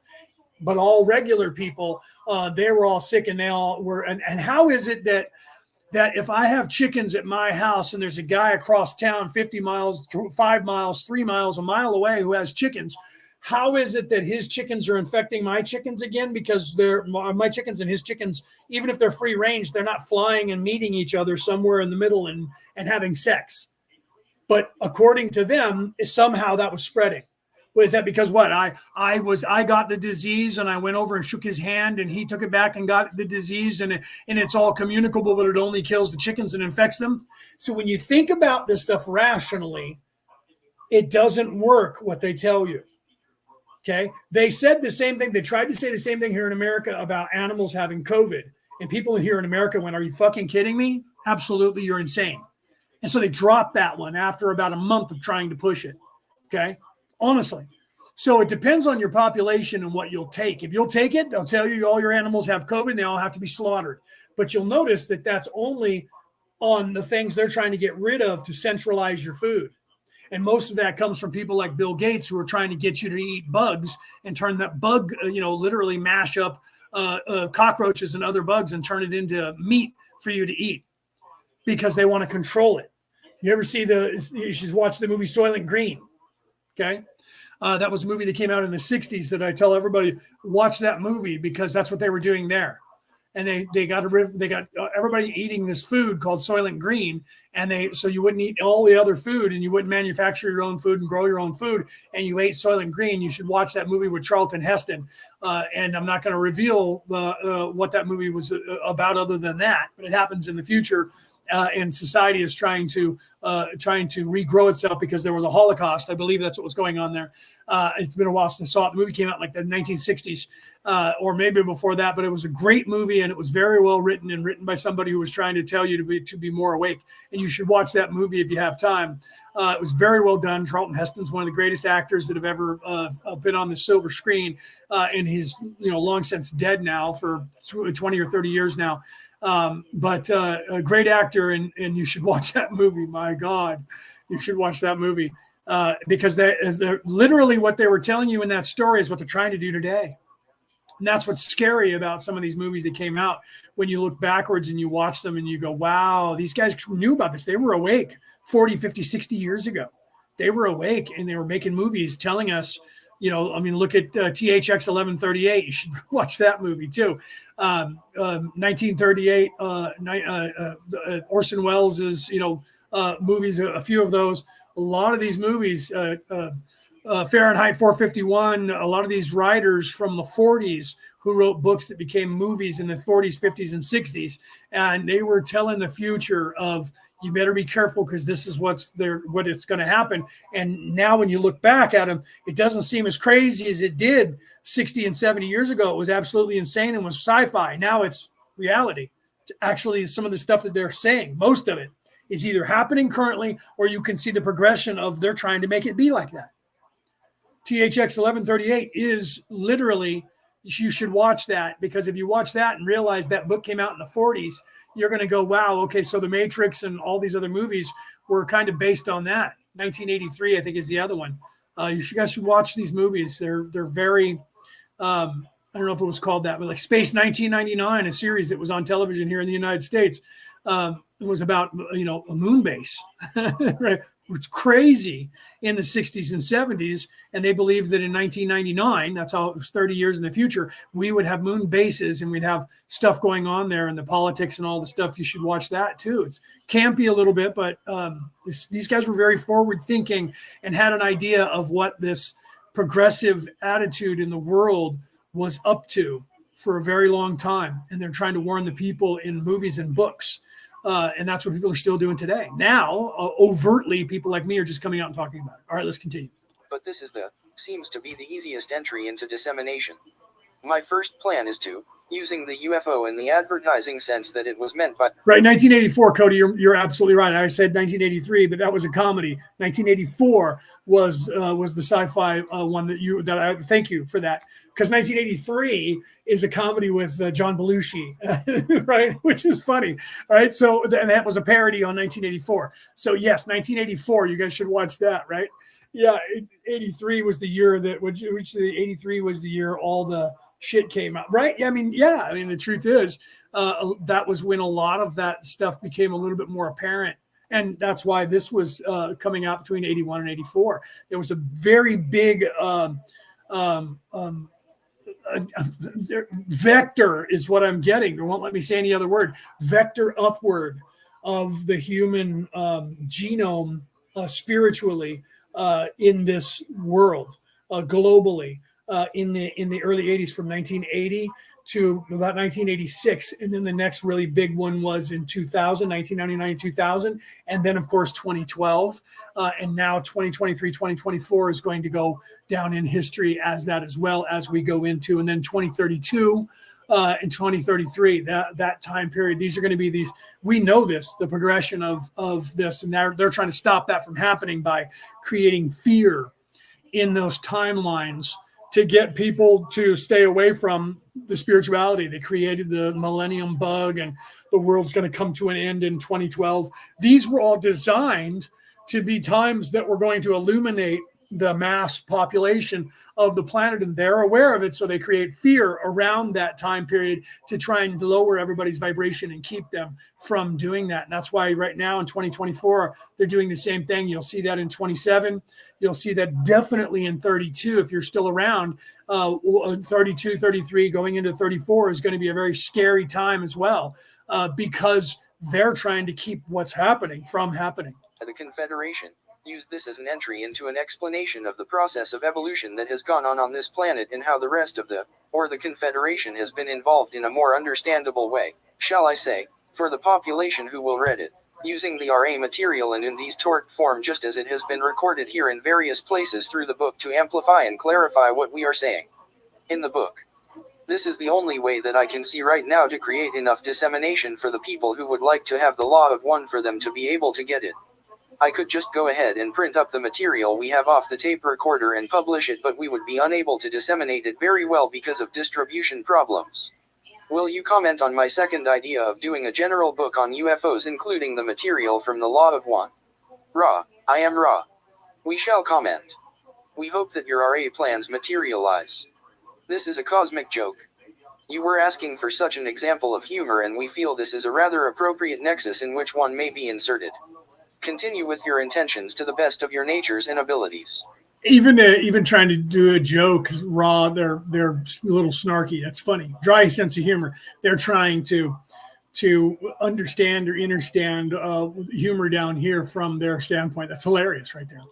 What more can be done, my friends? 37.6 questioner. In that case, we'll go ahead with the questions we have here, continuing the last session. You said that each third density entity has an higher self in the sixth density, which is moving to the mind/body/spirit complex of the entity as needed. Does this higher self also evolve in growth through the densities beginning with the first density? And does each higher self have a corresponding higher self advanced in densities beyond it? Okay, before he answers that, I put up on the screen, I'll read this for those of you listening around the world on the MP3 broadcast. You can't see the screen. Cody said, let me put my glasses on so I get this right. This is very well said. On the law of time, there is a harmonic resonance. That's very important, those two words, harmonic resonance, that if you learn and teach it, we can stop them. It's frequency and harmony. I'd love you all to look and share your thoughts. So absolutely, I as soon as I saw that, I was like, Ross kind of talking about that right now, literally. Yes, this is what I have been inferring or referring to with everything that I have said. As you start thinking for yourself, this is why the 2 days ago now, or 3 days ago now, I posted it might have been two or 3 days ago, I posted on one of my reels, short, whatever you call it, on whatever platform. I'm on all the platforms, at least the big ones, YouTube and X and Facebook and TikTok, Messenger or Instagram. And one of the quotes that I put up there was from Socrates. And literally Socrates said, that if for spiritual awakening, you need to start thinking for yourself. Free thinking people is what they do not want, and they're desperately afraid of. Okay. Because of what Cody just said, because of that. Right. So literally, because of that, when you start becoming spiritual, the only way you can do that is to start thinking for yourself and not have them thinking for you. The moment you start thinking for yourself and you're not locked into, I have to buy this, I have to wear that, I have to be like this because that's what they want me to do. And you notice that all those things that they want you to do are the most expensive things. Clothing, handbags, makeup, everything that they want you to do, the food that you eat is high in price, way out of your league, and it makes you what? Stay in the physical and try to earn more money and try to become more like them so that you can then fit in by wearing all of that stuff. And they change what they wear the second that all the slaves start wearing it. They move on to something new. Why? Because first of all, they're controlling you. Secondly, they're making money off of you. So they're just going to come up with something brand new the next day. So the second that it becomes fashionable for everyone to own that Gucci purse, Gucci's coming out with a new purse that they want you to buy. Stanley cups. Or the Stanley company is a steel company that's been around in the United States for, I don't know, a couple hundred years. And literally they're right now, all of a sudden, this mass hysteria is what we called it when I was in retail. We loved when that would happen. All of a sudden, somehow their marketing director, the person that was marketing that, got people to buy into the idea that this was the most valuable item on the earth and that everybody has to have one. And they're like $300 to $1,000, $300 to $1,000 American dollars for one. And it's just a freaking cup that you drink water or soda or coffee out of with a lid on it. You can get them at Starbucks for like $1.298 made of plastic, and they do the exact same thing. And then they're like, oh no, this one, because it's metal, keeps things colder longer. Yeah, I remember when I was a kid, we called them a thermos, and they were made of metal, and they were lined on the inside, and you could put ice in there and put water in there, and you can come back 3 days later and there'd still be ice in it because it was insulated. That's all they're doing. The technology that they're giving you is technology that our grandparents had because we didn't have refrigeration. So they had a technology that would keep things hot or keep things cold, and we called them a thermos. Over here in the United States, you know what I'm talking about. Whatever you have in your country, you have that same thing. And only Dad used to take food into his lunch box to work and have soup in there that would still be hot at lunchtime, 7, 8 hours, 10 hours after he put the soup in there hot. Same thing with cold. Okay, that's technology has been around for a couple of hundred years, probably thousands of years on this earth. Now, all of a sudden, they're reintroducing the same technology that they've had on the shelves, and they got everybody buying into it. Oh, my God, you can put a hot coffee in here. It'll be hot for 8 hours. Oh, my God, you can put ice in here, and it'll be cold for 8 hours. Why? Because you've never seen it before, because you're not old enough. And you're paying $300 to $100 to $1,000, and people are collecting them. Some woman here in the United States just went to jail because she stole 65 of the cups and was caught by loss prevention. She had her entire trunk full and her entire car full of these cups that have a lid on it that she was stealing because she wanted to have every single one, but she didn't pay for them. So now she's going to jail. It's a felony now, because if they're $300 a piece times 65, that's over the limit. So now it's a felony. So she'll probably go to jail for the rest of her natural life because she wanted to steal a cup that used to go for about $4 a year ago, 2 years ago. Okay. So again, this is a control mechanism to get you to buy into their product. And once it sells itself out, just like Beanie Babies did, just like Cabbage Patch Kids did here in this country, once they're sold, they're useless. My stepfather bought all the Beanie Babies because he just knew they were going to be worth millions of dollars. And he bought them all and he held on to them. And 10 years after he bought them, they were all worth about 35 cents. And he paid hundreds of dollars for them but because so many people had them and they were collecting them, that the price went down because people had them. But then when they went to sell them, there was no market for them. But they bought them to begin with, and then you couldn't unload them. I threw away 400 or 500 Beanie Babies in the garbage at the dumps because they were worth 25 to 35 cents a piece. They were just a little freaking stuffed animal this big that was sitting on a shelf collecting dust. I threw them all away. Right. And people are like, oh, no, you might have had a rare one in there. Oh, yeah. OK, so you want me to go through all of them and check 300-400 of them online so I can find one that might be worth $50? Here, do it. So I told anybody who said that to me, take them all. You can sort them all out, make your money, and throw the rest away. And they're like, I'm not doing that. There you go. That's why they're not worth any money. OK, but when you're first buying them, they're worth money. The only thing that appreciates is other things that are collectible, like comic books and cards. But even that, when they flood the market with it to make money off it, it drives the price down. So they're literally limiting the supply. It's called supply and demand, on purpose, limiting the supply, and then doing great marketing to get everybody to work up into a frenzy to stand in a line and hurt each other and beat each other up over them. And as they sell in the next 6 months to 8 months, they'll have to keep flooding the market with more because more people are going to want them. And then in less than a year, Everyone's going to have them, and they're going to drop in price because they can't sell them, and they're going to be sitting on shelves, and they're going to go for 35 cents because nobody's going to want them anymore. And then you can't sell them because now they're sold out, and all the ones are sitting on the shelf, and you have one that just cost me $1,000. Try to sell it. No one's going to buy it for $1,000 because they can go to Walmart and Target and get it in the clearance area for $1.50 now. That's what's going to happen. So it's going to go back to the way it was.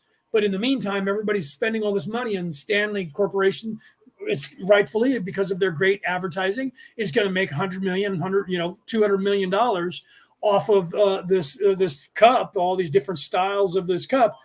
And then it's going to go back to the way it was, and people are going to be buying them as thermoses to go back to work for $9.99 or less in 6 to 8 months. And all the money that is spent on that, people are going to have them on their shelves to show their friends. And their friends are going to go, who cares now? That was really cool in the first 6 months. Now people have stuff on the wall. You walk in their house and you see that 6-pack of Coors up there? That's a special 6-pack of Coors that went for $500 10 years ago. Yeah, and it sells online right now for 35 cents. No one cares. You spent all that money, and the Coors Brewing Company made that money off of you. You set it on your shelf, and now it's absolutely useless. It's a paperweight. That's what they do. It's to control you, to keep your money flowing to them, so that all the money goes up to the 1%. You stay poor, and you live to work. That's what they're trying to do with everyone. You're a slave. You cannot get ahead. They give you just enough money, whatever your demographic is. You have just enough money to barely make it, if at all. And they don't want you. That's where they want you to stay. And here in the United States, people were getting jobs. This happened 20, 30 years ago. People were getting jobs out here in California, and they would get paid, say, $150,000 a year, and they would move inland and transfer to a Kansas City, Missouri, just using the name because it's cheaper there than it is in California. And that $150,000 that they would take with them there would be like getting paid $300,000 out here. So everybody was getting good jobs and then transferring to other places to keep all that money. And corporations started going, wait a minute, we can't allow that. So then they started telling you that you only get paid respectively what you're worth there, because people were doing that and getting paid a lot of money and moving to these other places and telling their friends about it. And their friends were like, I want a raise. That person came here from California and they're making 4 times what I am. And so companies were like, that's not going to happen. So if you transfer to another place, you take a cut in pay now to keep you in the exact demographic of the area that you live in. So if you move to an area where the cost of living is less, you get paid less and take a cut in pay. If you move there, you get penalized because they don't want you having more money than you're supposed to have. And everybody bought into that and said, oh, okay. And I was like, what are you doing? You're giving them control over you so that they're making sure. This is why I tell people, and Raw's warning about this. I tell people here in the United States, they're like, we're not making enough money, so we want to raise. So when I first moved out to California from Arizona, when I came back here almost 8 years ago now, it'll be 8 years in October, the price of everything went, from $5.99 for a meal deal at one of your fast food restaurants to $9.99. I was like, what just happened? So I asked the girl, why did your prices go up overnight? She said, because everybody got a raise to $10 an hour, from $7 an hour to $10 an hour. They just did the same thing and raised it to $12 an hour, and they now want $15. They raised it to $12 an hour like 6 months ago, and they want it to $15 an hour. And I'm like, see, what you don't realize, guys, is the second you raise your rate and they give you $10 an hour, they're going to charge $10 for one meal. If you get $15 an hour, they're going to raise the price to $15 for one meal. So what they're doing is they're making sure that you stay exactly, your money goes exactly as far as it does. And if you made $1 million an hour, it would be $1 million for one meal deal. So it doesn't matter. So every time you ask for a raise, they're going to raise their prices to augment, to offset your raise so that your money still goes just as far as it did a minute ago. This is the truth. If you took an economics class and a civics class, you would know this. This is the actual truth. Look around and pay attention to the demographic. So if you move to another place, you go, I like living over there because, the cost of living over there, gasoline is far far less. There's this culture clash where you go, my God, it's cheaper here. Well, you notice the cost of living is cheaper, but everyone's making less money, and they're still in the same boat. So when people hear, like when I was a kid and I first started working here in the United States, the minimum wage per hour was $2.50 an hour. People now are like, how did you make it? Rent in a house, which is going for $5,000 a month now, was going for $80 to $100 a month then. Same house. Gasoline was going for 25 cents a gallon, not $5 a gallon. A cost of a meal deal at McDonald's was 37 cents. A pack of cigarettes when I was a kid was 33 cents. Okay. And they're like, oh, that's because you were old. No, that's because the American dollar was worth more money. Gold was only worth about $60 an ounce, and silver was only worth about $20 an ounce, because the dollar, the American dollar, was worth so much more. And that was high prices compared to the way it was 100 years before that here in the United States. Okay. So truly $2.50 an hour went just as far as $15 an hour goes today. Because today the cost of everything is, a gallon of milk back then was 38 cents. It's now $7. A meal deal at McDonald's, like I said, was 37 cents. You can look this up in old photos. It's now, $20. So literally, they just raised the prices so that you still are only making, your money only goes the same distance. And this is true in all countries because the exact same people are in charge of the entire planet.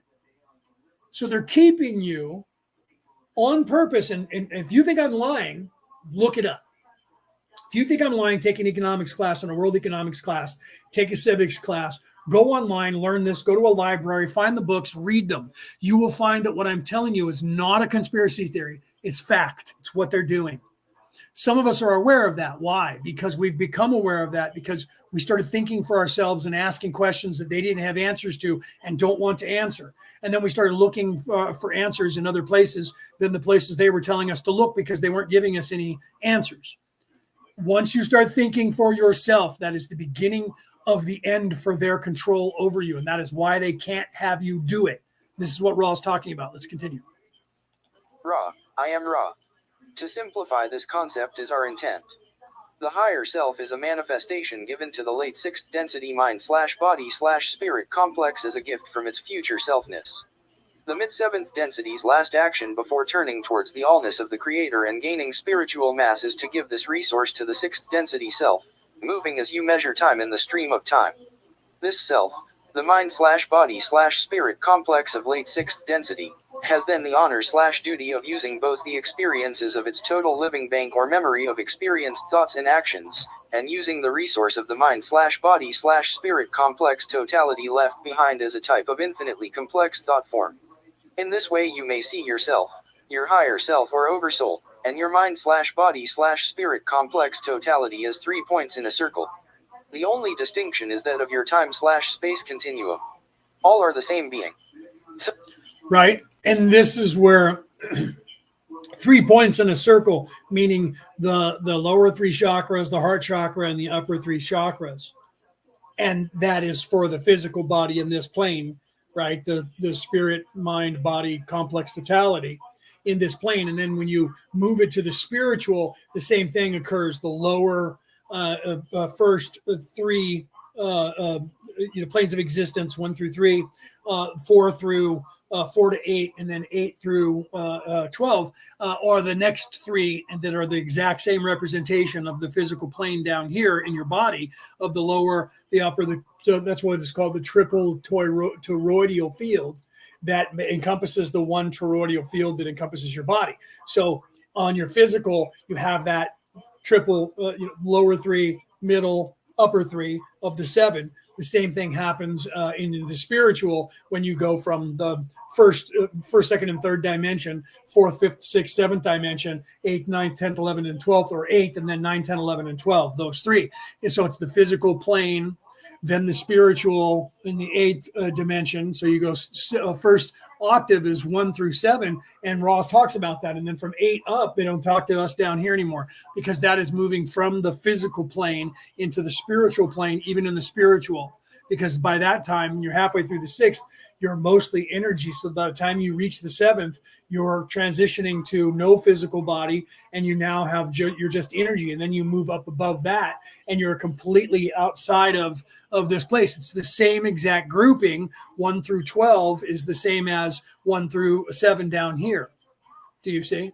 It's the exact same grouping in blocks of 3. First 3, second 3, third 3, fourth 3. So it literally goes 3, 6, 9, 12 again, which is the same numbers in 3, and 8 is the heart chakra that is our 4th. So we're 1, 2, 3, 4 heart chakra, 5, 6, 7. 8 would be outside of the body, which people are just starting to get used to the idea, okay, of that 1 through 8. But it's actually through 12. Why? Because then you transition from the lower 3 chakras, which is physical plane here, to the heart chakra, which is the 4th chakra, the green ray, which would be the 8th density. And then you go 9, 10, 11, or 4, 5, 6, 7, 8 when you're outside of, which would be 5th density ideology. And that translates, when you expand it, it translates, instead of reoccurring, it just translates into 8, 9, 10, 11, and 12, because those are the densities. You move away from the dimension into the densities. So literally, this is what he's talking about, in that those sections, which are the first 3 chakras, the heart, the second, the 3 chakras above that makes the 7. That is the physical plane transitioning into the density, the energy plane. And then from there, 8, 9, 10, 11, and 12, the next 4, are separate. It's actually 3, right? From 8, 9, 10, 11, and 12 is 4, right? Because 12 is then reoccurring, and that's where the 3, 6, 9, 12 is reoccurring. I know that sounds kind of crazy and it doesn't make sense right there, but it does when you expand to the 12 from the 7. 7 is physical plane, and then the rest above that is not. And so when you stretch away from the physical plane, it then goes in thirds, right? And that is 3, 6, 9, 12, and then you go back to the source. So all of that is the encompassing, and we first perceive it as separate. I have an ego until you realize I am the ego. I have the conscience. I have a conscience until you realize I am the conscience. I have a consciousness until you realize I am the consciousness. When you say I have a soul, until you realize I am the soul. Once you do that, then you have the realization, wait, the ego is me, the conscience is me, the consciousness is me. Once you do that and you realize the totality, then you start saying, I am not, then you have the realization, I am not the physical body. I am not the ego. I am not, because you are transcendent that, and you are the eternal witnesser, experiencer, controller, co-creator of the universe. So now you've transitioned from the physical plane to the realization of the totality and into the spiritual. Now you've gone from dimension to density, and your consciousness is there, and you start to realize that. So you disassociate with the physical body. And as you start ascending, you less rely on the physical body, and you less start associating with it. So I am not the thinking mind. I am not the pain body. I am not the ego. I am actually above all of that. And that is the trap of this place. Those things, and thinking you're those things. So when you're first here and locked into here, you believe you are your ego. There, first of all, you don't even know that it's there. You have one. Then you start saying, yeah, I have a big ego. And you don't care, because the ego is making you worth money here. So if that's where you want to focus, then do it and fall into that ego and listen to it, because it's going to make you rich or put you in prison, because it'll either have you murder people or it'll have you get rich, or it'll ruin you and you'll go, I should have never listened to my ego because it destroyed me. So you have to balance that if you want that. And that's what people do. They sell out to here and they go, I'm going to be in this place and make all kinds of money and be. That's why they're trying to sell you that on TikTok and everywhere else. They want you locked into, I can make money in this physical place and become popular in this physical place and be Taylor Swift, be Beyonce, or be whoever you look up to in Hollywood or whatever. They want you to do that. Why? Because then they gain control of you. And then they make money off of you. And they keep you there, and they'll be like, we'll make you rich. The Illuminati, when they try to freaking recruit you, tell you that. We'll make you rich. You won't own anything, but you'll be happy. And then you'll have all this money so you can buy all this stuff and have a status here in the flesh, in the 3D only. Or, and that's where it's really hard to sell somebody who's that low thinking when you say, well, you'll be rewarded there. Oh, yeah, right. I can't take it to my grave. No, because it's not physical. You don't know that yet because you never fathom it. Okay. They literally, I just watched one of the people on the news. Here I'm going into politics again, but bear with me. And this woman was talking about all of the MAGA extremists, the people who are nationalists and want America first and want to be prosperous as America and make money and not be poor and not be stuck in this. And she's brainwashed. And she says, what they don't realize is that they're in this cult that is trying to be this MAGA extremist, MAGAnomics ideology, and they're going against the society that they're living in, this secular society that they're living in with their crazy cult ideology. Okay, so she says and believes that we are living in a secular society. You should look up that word secular. Okay, and I posted a little bit about that. And I'm going to do it again tonight, where I'm going to literally give the definition of that. And I'm going to tell you guys the definition so that you realize this. And then I'll post it as a reel later on tonight. Okay. Secularism, secular, the idea of secular is, well, this is why I prefaced it with the church and state statement that I did last night with the two videos that I put out, the two reels that I put out, because this is how they're telling you that the state, separation of church and state. Okay. And that's why I showed you the words from the Constitution of the United States, which everybody thinks that somewhere in there it says separation of church and state, and it does not. And what it states in there is on my reel, and it states that no law, the governing bodies of the United States, Senate and House and Supreme Court, will not enact any law on behalf of a religion. And that's why I said separation of church and state only works if state is not a religion of evil people, which it is. Okay, so in the very statement in the Constitution of the United States, it says that no laws should be enacted in accordance with a religion. That is exactly what they have going on.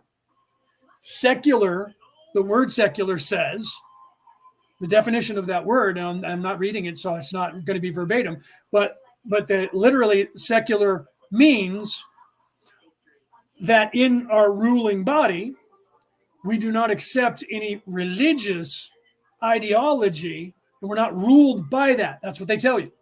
Yet, their state, their politic, is a religion. It is the religion of evil. So what they're telling you is that secularism means your spirituality, not a religion. Because if it meant religion, like they claim, they would not be able to call themselves a secularist, because they're not being a secularist. They're actually falling in line with an ideology. That's a cult or a religion. So by their own definition, they should be canceled, and everything that they're trying to do should be discounted, because they're trying to bring secularism to the forefront, which means in their minds, no religion. But it's religiously being pushed on you. Look up the definition of a religion. So you need to understand this. It's not the religion, it's that religion, not ours. We don't want that religion telling our religion what to do, but their religion is telling that religion and everyone else what to do and how to do it. And that religion is controlling this world. And the people who are saying this, the little acolytes that are on the news channels or politicians in your country, are a subspecies who are slaves that are at the baby table of the secularists who run the world. And they're actually a religion. And if you listen into the conspiracy theories, you'll hear that they are Luciferians. They have a religion and they have religious rites that they go and do in these places, the Grove out here in California. So they're only hiding the fact from you that they are a religion and telling you that secularism and equality is equity, and that we're going to have the separation of church and state. State being what then? What are they saying that state is? Well, state is a state of mind that is a ruling body that is not affected or ruled by the religions. But you're acting like a religion. That's like the American government saying, we need to have a politician run the government because we can't have a business person run the government. But you're trying to run the government as if it's a business. Why is it that you don't want a businessman to run the government and you want a politician who knows nothing about business to run what you're trying to run, a corporation that is whatever country that you live in, because that's what they're doing. Over here, it's that way with the American government. They're trying to be a corporation and rule the planet. And they're saying, well, we're a government, we're a governing body. No, that just means, look that word up. Governing body means humans who are in control of a thing. And they're trying to say, well, we're secular. So you're ruling without a Christian religion, without a spiritual religion. But they're not saying that. They're saying we're not ruling by any positive spiritual mindset or practice. You guys talk about that thing you call a God. We don't believe in that because their religion is this place, this reality. That is a religion. You need to realize that. You think religion means somebody who worships a God. That is anti their religion and everything about it. Because their religion is the world. Money, power, control, fame. That is their religion. You are taught by all of them controlling your religion, not a separation of church and state. Your religion is controlled by the state in very many ways. Well, you are a nonprofit, but you can only have a certain amount of money. We can't have you get powerful. So you can only have this amount of money and you have to spend that money on whatever you want to spend it on, and you have to show us, or we revoke your status and call you a corporation. And then if you're a company, you're subject to our hedge companies who can destroy you. So if you don't want to be destroyed, all control. If you don't want to be destroyed, you keep your nonprofit status by never getting rich and conquering the planet, becoming a threat to us. Do you see what's happening there? That is worldwide. So they're saying we don't want them to control us, but they are controlling all of them. And they're not a religion? No, they're doing it from a science standpoint. Science doesn't believe in that crazy thing called a God because science is about the flesh and power and money and control. This is the entire thing that Ra is trying to warn you about. See, that's all what the message is. Hi, by the way, Mel. I saw you earlier and was going to say hi and then got caught up saying what I'm saying. So I didn't get to say hi, so I saw you there, right? And then and now Cody's over on Cody's now over on YouTube. Wait, now she's back. Is that the same? Is that a different Cody? No, that's you. You went over there and came back. That's funny. So you just said something on YouTube and then said something back on Facebook. And James is here. Welcome. And if I'm missing anybody, that's because you didn't say hello. So literally what Ra is warning about, guys, is what they're doing. And what Ra doesn't actually say is that politics or statehood, and you should look that up because people here in the United States don't realize, like they say something off the cuff.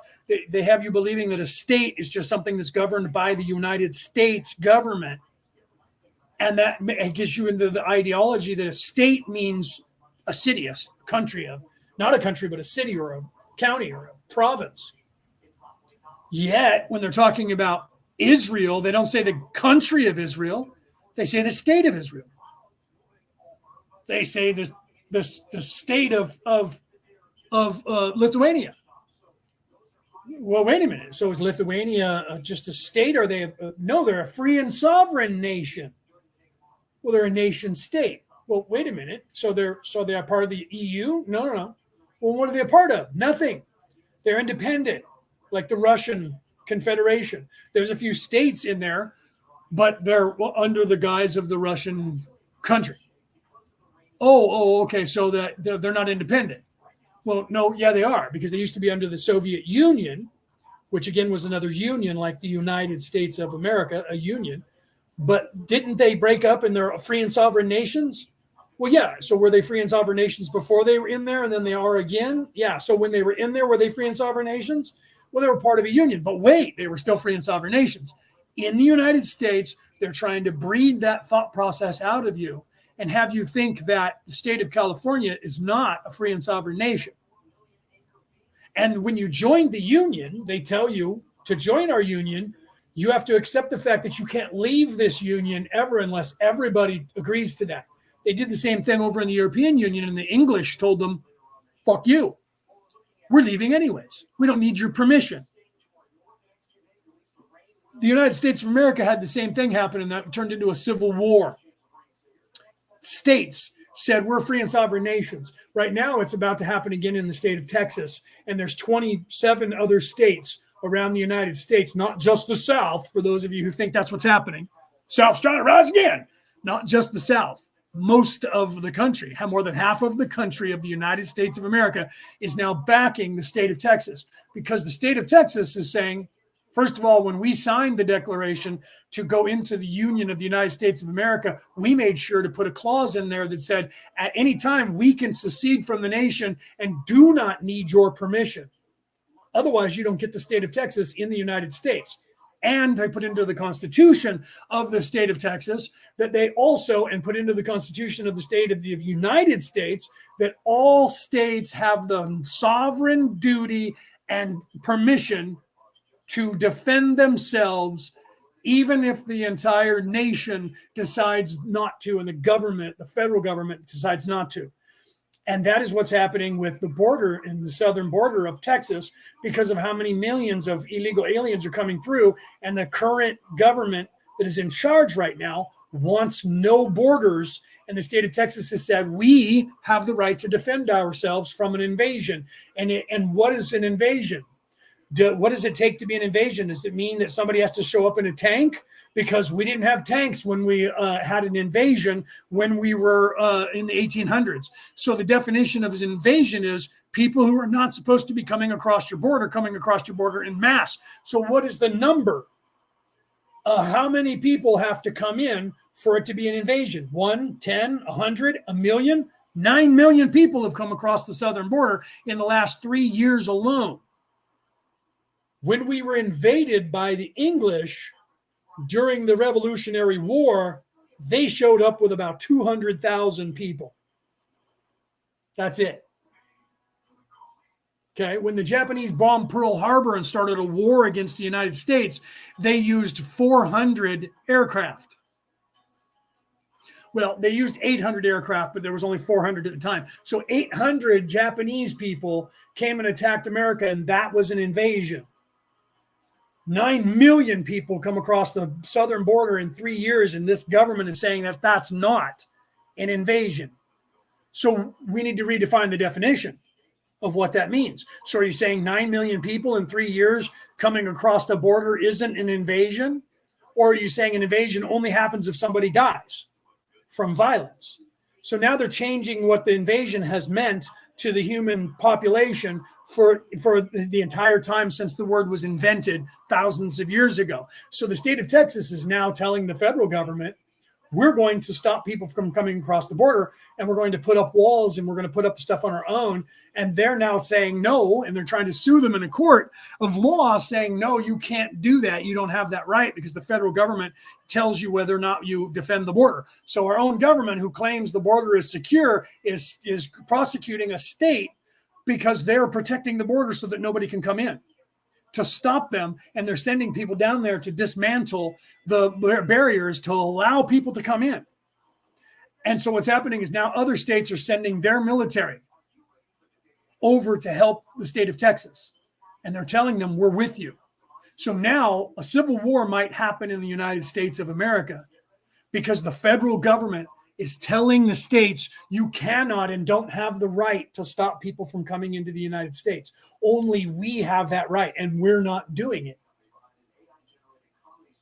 So soon in the United States, it's a possibility that there might be a civil war over this, unless you people in the United States decide to change this government's attitude by changing the people that are in charge, so that we then stop people from coming across the border, because they know that if they continue going the way they're doing, in less than 10 years, the entire population of the United States, 386 million people, will be replaced with another 386 million people. We will have almost 10 or almost a billion people living in the United States in less than 10 years if this continues to go the way it's going right now.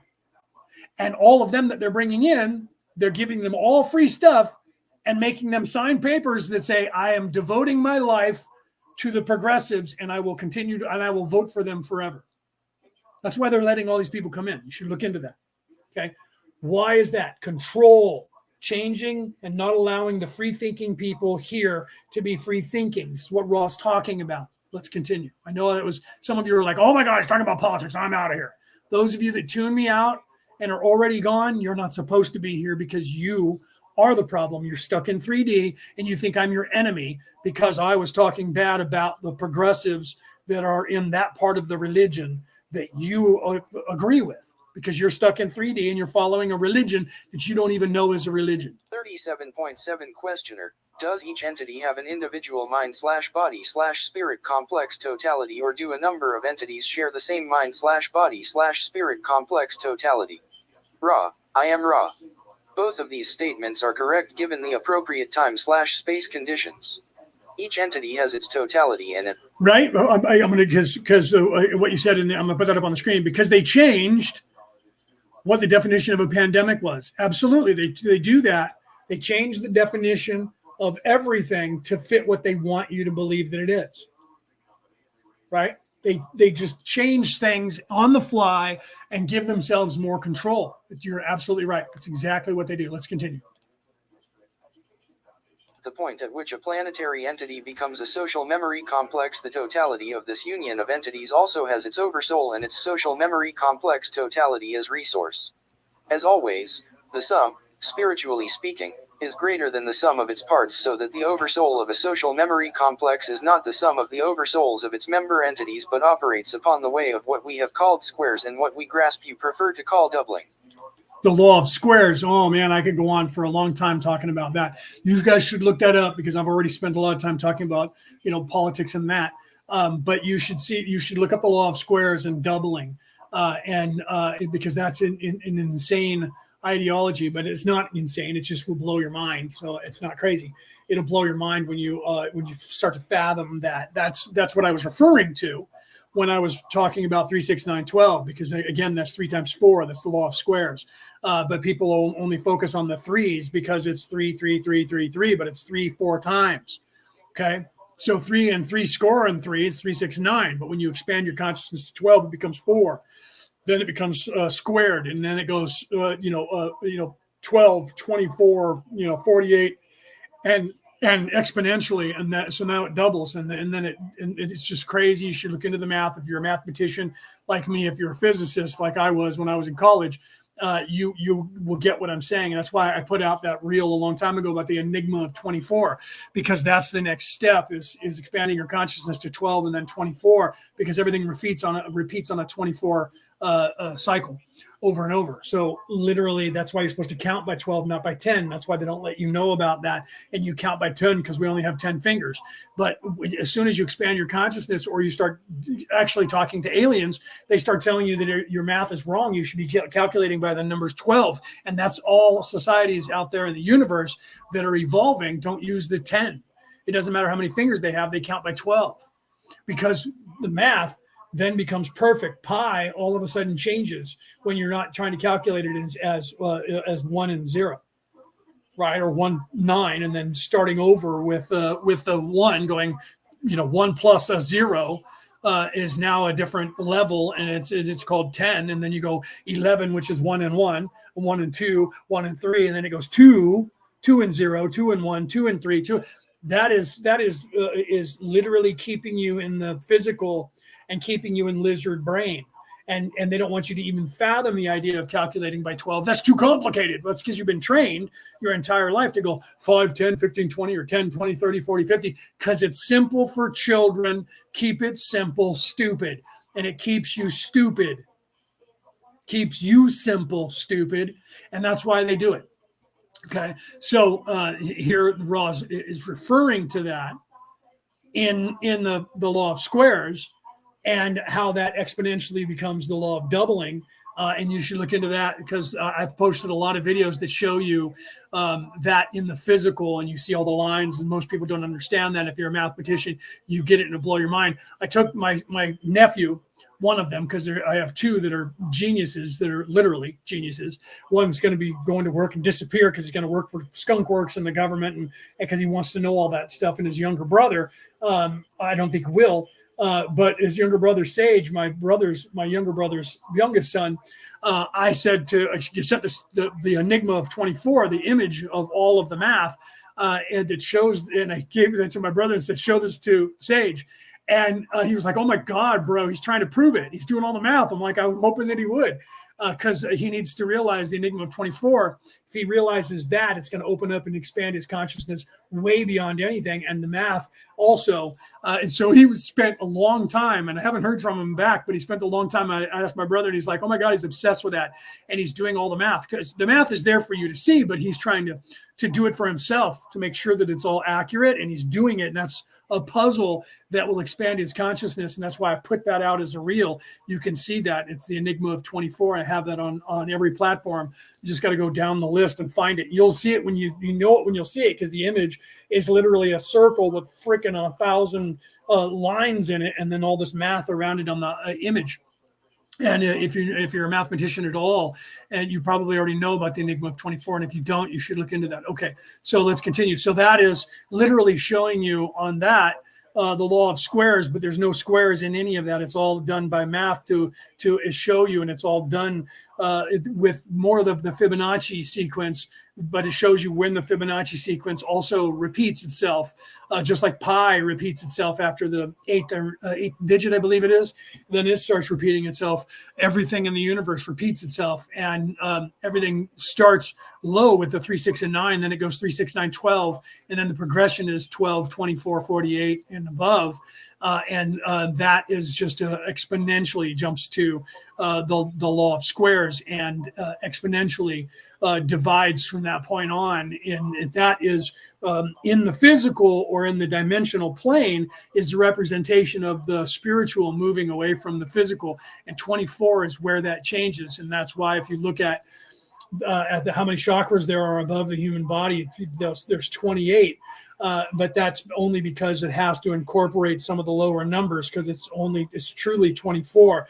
But the 28 is showing you the hex boson, which is the 8 and 9 and 9 and 0. So from 24 to 28, and those 4 is it's 7, 8, 9, 0, 1. And that's why it's 4. And some people get that when they look at 13, 3, 6, 9, 12, and instead of 15, it goes to 13, and 13 is 4, 1 and 3. Okay. And so when I tell people that when you get to the 0 point, it doesn't go from 12 to 15, 3, 6, 9, 12, 11, 12, 13, 14, 15. It doesn't go to 15. It only goes to 13, which is only one number away from 12. But the number 13, 1 and 3 is 4, and 4 is 24. It's the exponential.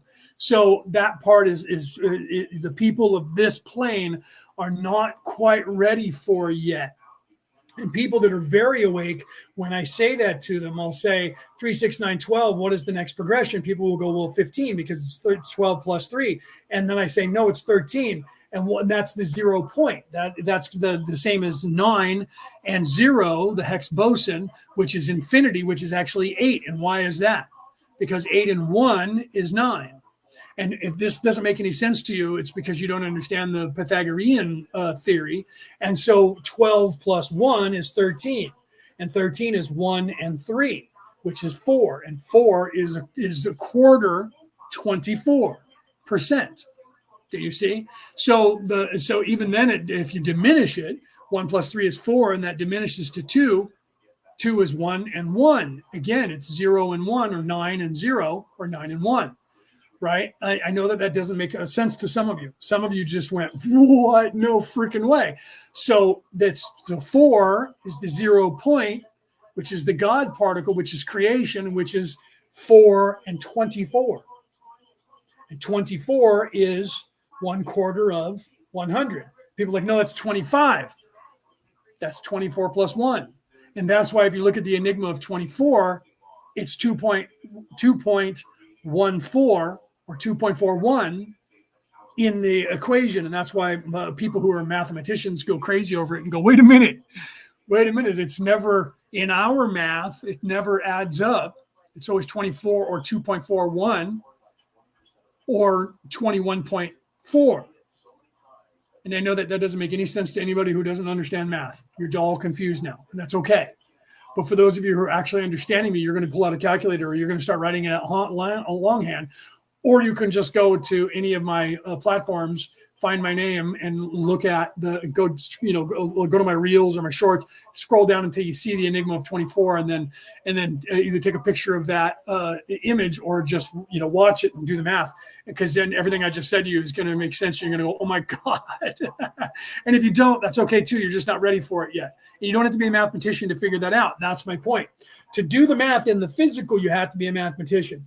If you're not, in the spiritual, the same thing happens to you as you ascend. You just don't know the physical math, the representation down here of what's happening to you. And this is what Ra's talking about here, is that power of exponentially of quarters of 4 of the exponential then doubling, and the law of doubling. That is a representation in the physical in that language that is mathematics, the language of math.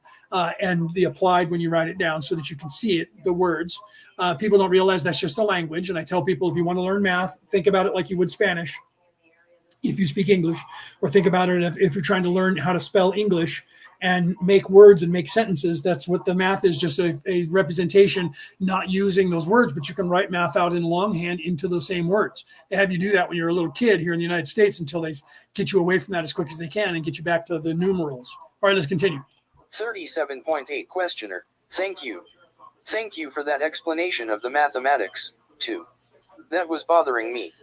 Could you define spiritual math? Right. See, before I go on, I'm going to let that happen. But Deborah said, and I thank you. Welcome, by the way. Deborah said they change all tactics to become their thinking and what only is good for them, not necessarily for us. Absolutely, 100%. That is exactly what they do. That is the modus operandi, the MO of how they work. Everything is tooled and geared to send every ounce of energy, money, power, and control to a central point, which is them, the 1% who believe they own you, me, and this entire planet. And it's their focus on everything. Your teaching in school, the way you eat, the way you dress, the way you think, what they tell you on television, on the radio, on the internet, all of that is an ego that is designed to train your mind, to keep you in this place, to lock you into this place. And when you do, you have to then say they're the overlords and in control of it. Because I'm not in control and I can't be. Soon as you start thinking for yourself and say, I'm going to conquer this world, they will buy you out or find a way to ruin you. So they'll either buy you off so that you're rich and famous, or just rich beyond your wildest dreams, to shut you up. And if you buy into that, you'll be like, yeah, that worked. Now I'm rich and I have legacy to give to my kids. If that's all you're worried about, that's achievable.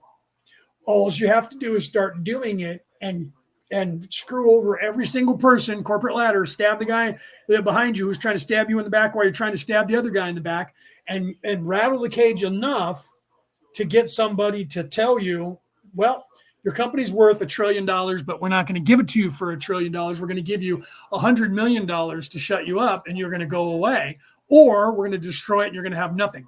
At that point, you either have to say, okay, I'll take the money and run, or you say no and you try to fight them, and then they spend all their time destroying you, and then they get your company, and then you get nothing. They did that to my grandfather when he had a house, and he had already moved out of the house and was renting the house out, and he bought another house, and they put in the train and put a train station across the street from his house. And they decided that they wanted that area. Somebody decided they wanted that area where all the houses were next to the train station to be a bunch of high-rise buildings, so that they can have office buildings there and have everybody be able to go to the train to come in and out and bring all kinds of commerce into the city. So they went over there and they offered money, and a lot of people just took it. My grandfather said, no, my property's worth more than that. They came to him and said, you either buy it, you either sell it to us for what we're giving it to you, or we're going to use eminent domain and we're going to condemn your property and evict you from it and then knock your house down and you'll get nothing. They literally said that to my grandfather. And he said, I'll take the money. And everybody said, what are you doing? And he says, you can't fight them when they do this. And they've decided that they stood to make $100 million off of that property by having, and it's still there. It's a business complex now. So who knows how much money they've made in the last 40 years or 45 years or so when he sold it to them. Property value went up, and then somebody put a high-rise buildings, and then all these corporations are paying hundreds of millions of dollars of rent to have their office buildings right there and be located right across the street from the train, so people could commute in and out from wherever they were on the train system. So it became worth a lot of money and a lot of revenue for that city and for the county. So they literally bought everybody out, and when he was like the last guy, he had to sell, and he only got like half of what his house was worth. But he got a lot of money, right? But he could have, if he would have waited, he could have got more for his house, and he knew that, but they were going to condemn it and give him nothing. So he took what they offered him, which was a lot of money, but it was still not what the property was actually could have been worth now that the property value was going up because they were planning to live on, make a big complex out of it. So because of that, he took a loss, but he took that money and then he bought another couple of houses with that, and still made a lot of money. And everybody was, like, he doesn't seem to be too upset about it. And he's like, no, I made some money. They were going to condemn it. That's what they do. They change something, just like Deborah was saying here. They change things, and everything is for their benefit. And you think you own the land here in the United States, and you have a right to it by the Constitution of the United States until they need it to make a profit for themselves. And then they take it from you because it's not really yours. And it never was in their mind. Even though they said that it was yours and it belongs to your family, when they decide they want it, they will take it from you because they believe it's actually theirs. And that's why you have to pay a tax on that land, because it's not yours. You're paying a tax to the king. Do you see? If you have to pay a tax, a property tax, that means that you think I own this property. No, you don't. Otherwise, you wouldn't be paying a tax to the government. A tax to the government means they actually own it and you're living on it, and that's rent for you living on that property. You need to, that's why civics classes and economics classes are no longer taught in most countries, because they don't want you knowing that. You think you own it and you take care of the land until it becomes worth more money for you not to be on there to them. And then they'll take it from you because they honestly believe the United States government believes it owns all of the land that is the United States, not the individual states and not anybody that's living on any part of that land anywhere. But they let you think that so that you won't overthrow them until they need your land. And then they come after you individually and take it from you. And everybody else goes, well, sucks to be that guy. But they don't realize what's happening. They don't realize why they took it from you the way they did, because they believe they already own it. You don't. You need to realize that. It's a religion. They believe that they own you, me, and everything, and they don't own anything. And that's why they had to go after the Native Americans and the Native people that lived in the North American continent, because they said, no one owns the land. The land is the land. Kill that group of people off to shut them up. And they're still working at that. The modern day. It's coming out slowly. And the DNA is now so tiny in this country that they equate it with Mexican DNA now. It's Spanish DNA, because there's so little amount of the genocide that they have been wreaking havoc on just the people here. And if you live in Australia, you know what I'm talking about. They tried it with the Aborigines, and they're still trying it, I'm sure, with the Aborigines there, with their native people. Why? Because they think the same way for themselves, spiritual minded, not buying into the cult, the religion of the physical. So you have to see it that way, because if you don't, you've bought into it. That's not a religion at all. It's just a way of life. What is a religion but a way of life? It's a spiritual way of life. The physical place that they call reality is a way of life. It is no different than a spiritual way of life, except that it is a physical way of life. It is a religion, no different. One is a physical religion and one is a astral religion. One is a religion of spirituality, which is the soul and something above that. The other one is the religion of this place and all that is here. It has to deny that place to solidify its existence here. The only way it can say this is real is to say that's not. Do you understand that? Do you understand that? Let's continue. Ra, I am Ra. This will be the last full question of this session. Spiritual mass is that which begins to attract the outmoving and ongoing vibratory oscillations of beingness into the gravity, speaking in a spiritual sense, well of the great central sun, core. Okay, while this is going, I'm going to jump up real quick. I have to go and close the blinds because it's getting dark. Because if I don't, and if it gets a little bit darker, my mother will try and go and close the blinds, and she is not capable of doing that anymore properly. So I'm going to go close the blinds and turn on the lights in the other part of the house, and I'll be right back. But I can hear, in the meantime, you'll probably hear the television in the background from the living room. I'll be right back. Or creator of the infinite universes. 37.9 Questioner. Since we don't want to tire the instrument, I'd just ask if there is anything we can do to make the instrument more comfortable or improve the contact. Ra, I am Ra. All is well. We leave you now in the love and the light of the one infinite creator. Go forth, then, rejoicing in the power and the peace of the one infinite creator. Adonai.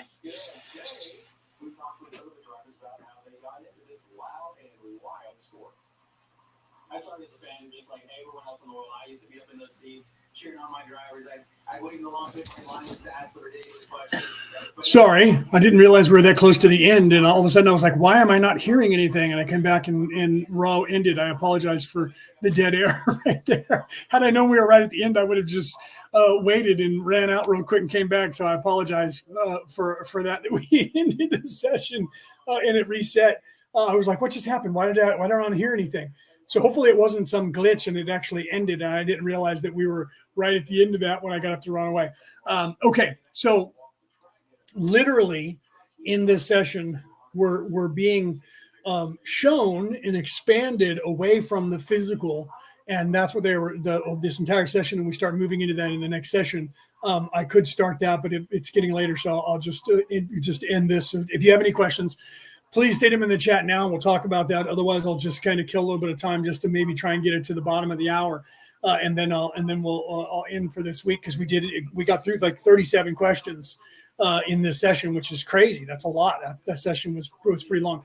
I think it was. I don't remember honestly. I thought it was long, but maybe it wasn't as long as I thought. How many minutes was it? I can look on the thing here, right, and see what it is here. Let me look on the thing. So yeah, it's 8.5 minutes long, which is approximately, usually if it's about 8 minutes long, the audio, then that usually means it's about 25 to 35 questions and answers. Okay. So literally you need to start thinking that way. You have to realize, and Ra's talking about this, and so is everything else. All of the spiritual practices from all of time, everywhere on this earth, they're all based on one particular person who was very awake and very learned in trying to teach all of you the spiritual way to get away from the physical. This entire place is designed for the baby soul, for someone who becomes self-aware for the very first time. When you become self-aware, I think, therefore I am, you are then born on this planet as a human being. You're human until you learn that you're supposed to be being. And that is what I am a being comes into play. And that is beyond I am human. I'm a human being. You start saying it that way when you start realizing the spiritual. Otherwise, I'm just a human. That's what you'll say if you live in the flesh. If you're living in this place, I am human. And all that other stuff is nonsense because science has no way of showing that there is anything spiritual. You're right, because science is based on a number system that is purposely flawed, going from 1 to 0 or from 0 to 9, and then reoccurring there and not allowing you to fathom the possibility of 12. 12 is just 2 above 10 on the way to 30, because that keeps you in a low vibrational pattern with the math. And when they tell you that all the math is perfect, if the math was perfect, there would be no fractions or fractals. And they know that. Pi would not be an infinite number. It would be a round number. And it is not. We cut it off after 3 digits. We cut off all of our math if it goes point any digit, 1, 2, 3. After that, or when it repeats.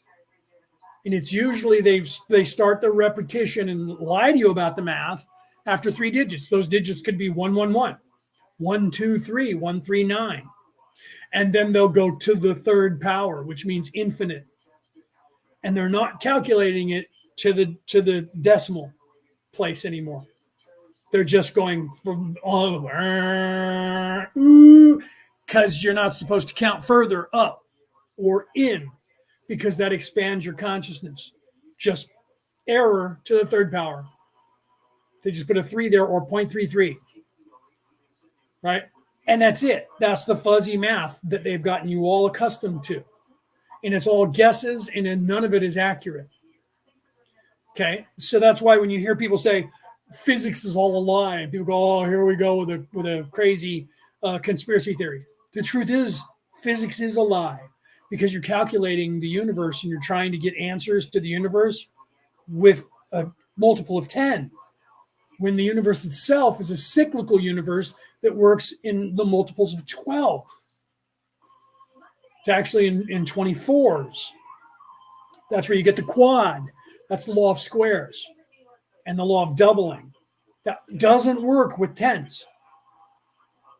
That's why they call it the enigma of 24. It's out of order. It's not 10. It's not 20. It's not 30. It's not 22. It's 2 and 4, which is 6. Oops. 3, 6, 9. 3, 6, 9, 12. Do you understand? 24 is a multiple of 6. 2 plus 4 is 6. Pythagoras, in the Pythagorean theorem from 4.5 or 3.5 to 4,000 years ago, was on to that math. And now it's not really taught because they don't want you expanding your consciousness to that ideology. Why? Because if you start doing it in the math, that will expand your consciousness, period. Let's start with that. Then you will start asking questions. Oops, can't do that. Because you'll start to think for yourself. Oops, can't do that. That's why they don't want you doing it. That's why they don't encourage you to do anything of the kind. They don't encourage you to be a free thinker. They don't encourage you to ask questions. They don't encourage you. They discourage all of that. Why? Because the modus operandi of them is to keep you under their control in this place. You're not supposed to be able to have any knowledge that they don't hand feed you, and that they don't tell you what the actual definition is, even if, and they tell you, don't believe your own lying eyes. They're saying that here in the United States about the border. The border is secure. 9 million people in 3 years have come across that border, and you're telling me it's secure. The only reason that you're saying it's secure is because no tanks and machine guns with people dressed in a uniform haven't come across that border. And they're not parked on our streets here. But the same people have come across the border and they're in our streets here. They're just not wearing a uniform and driving a tank from that country. So what you're saying is that's not an invasion because they didn't come here in an invading force. 9 million people. The total number of people who died during the Holocaust was less than 9 million people. The total number of people that died during the Second World War is less than the number of people who have come across the border in just the United States in the last 3 years. World war. Oh, but the people aren't dying. Not yet. 9/11 was an invasion of people who already came across the border who killed 3,000 people in the United States. That was an invasion and we went to war over it. The Japanese bombed Pearl Harbor with 800 humans and killed 2,000 Americans, and we went to war over that. The Nazis, Germany, sank one ship with 800 people on it, and we went to war over that. The Habsburgs and the Hohenzollerns, the Germans and the Austrians of World War I, killed one person, tried to shoot his cousin and assassinate his cousin, and that created the First World War.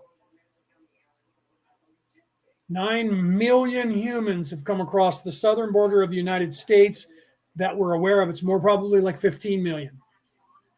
And they're saying that's not an invasion? What is the definition of invasion? Again, they're changing the goalpost. Well, invasion, don't believe what it meant for the last 1,000 years. Invasion is if they show up in military dress with weapons and start killing people. I'm sorry, that's what happened in Israel in October. And thousands of people were shot. And you said that wasn't an invasion. So now we have changed the definition of invasion. So people showing up with guns, dressed a certain way, trying to kill people is not an invasion. According to the same people that 9 million people have come across the border is not an invasion. You guys need to pay attention to what's happening in your country, because I'm guaranteeing you the same thing's happening in your country. You just don't know about it. People are showing up from other countries and your government's letting them in. Why would they be doing that? Oh, because they're coming from a nation that's at war with somebody or has a dictator in charge. Really? Let's look into that. Look into that. You should look into all the people that are coming to your country and what's happening in the country that they came from and how many of them are actually fleeing from a war or political persecution, which is what they're telling you why they're there. Look that up. Don't listen to me. Assume I'm lying to you and look it up. Where are they coming from and why are they leaving that country? They claim they need asylum because somebody's trying to kill them in their home country. What's going on in their home country that's so dangerous that's not going on in your country right now? You should look into that. You should start thinking for yourself. You should start asking questions. They want you to just shut up, believe what we tell you, and you'll own nothing. You'll like it. We're giving you everything for free. Shut up. What do you want? That's what their attitude is. But the second you say, wait a minute, why does God need a starship? They're like, well, we're going to turn off all your money. Those of you who live in Australia know what I'm talking about. You didn't get the shot. They were shutting off your money because they had you relying on them and all your money was centrally located. And they said, so you're not going to do what we tell you to do? You get no money till you do what we tell you to do. And then if you resisted that, they locked you guys up in internment camps. That wouldn't happen in the United States because we have guns and we would go to war with them over that. Okay. So they thought about it for a second. They even did that after 9/11. Or I'm sorry, after January 6th. Everybody who voted for Donald Trump, literally Hillary Clinton just said it a few months ago. Everybody who believes in the ideology of Donald Trump, maybe we need to round them all up and reprogram their brains. This is the resolve of what they're saying out loud. That you should be, because you think differently than them, put in prison and brainwashed into what they want you to think before they will allow you back into society. They're already saying it out loud and wanting to do it. People will tell you who they are. You just have to listen and believe them when they tell you who they are. They're doing it in front of your face around the world. And you're going, ha, ha, ha. They were obviously joking. Because when you point it out and you go, I'm sorry, what did you say? They go, I was kidding. Kidding. Kids do that. Children do that.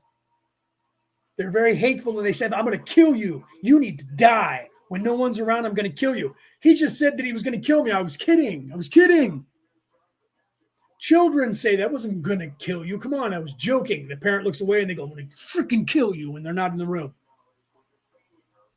Children act like that, and only children believe, well, my brother's not really evil. He's not really going to kill me.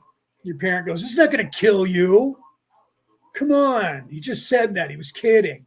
They're enabling that child. That child is now going to beat you when the parent's not around because they're evil. When adults start talking like that, pay attention. They start threatening you because their idea of what you should do is better than what you think you should be doing. And you go, but I'm not hurting anyone in any way. It's not like I'm having sex with a 10-year-old and I'm not hurting anyone. And I'm just having sex with a 10-year-old. Leave me alone. I'm having sex with a goat. Leave me alone. It's not like that. Get this shot or you're fired and we're turning off your money. How dare you question us? We're going to lock your bank account. You will do what we tell you to do. They're already showing you why they're trying to centrally locate your money into electronics and no cash. They need to get rid of cash because you can hide it, you can have it, you can spend it buying from each other. They don't control that. But if you have only electronic money, they can just go click. And you can't buy or sell anything. It's warned about in that dusty old tome they don't want you to have any part of. It's called the number of the beast and the mark of the beast. And if you don't have that mark in your right hand or in your right forehead, you won't be able to buy or sell or trade any goods.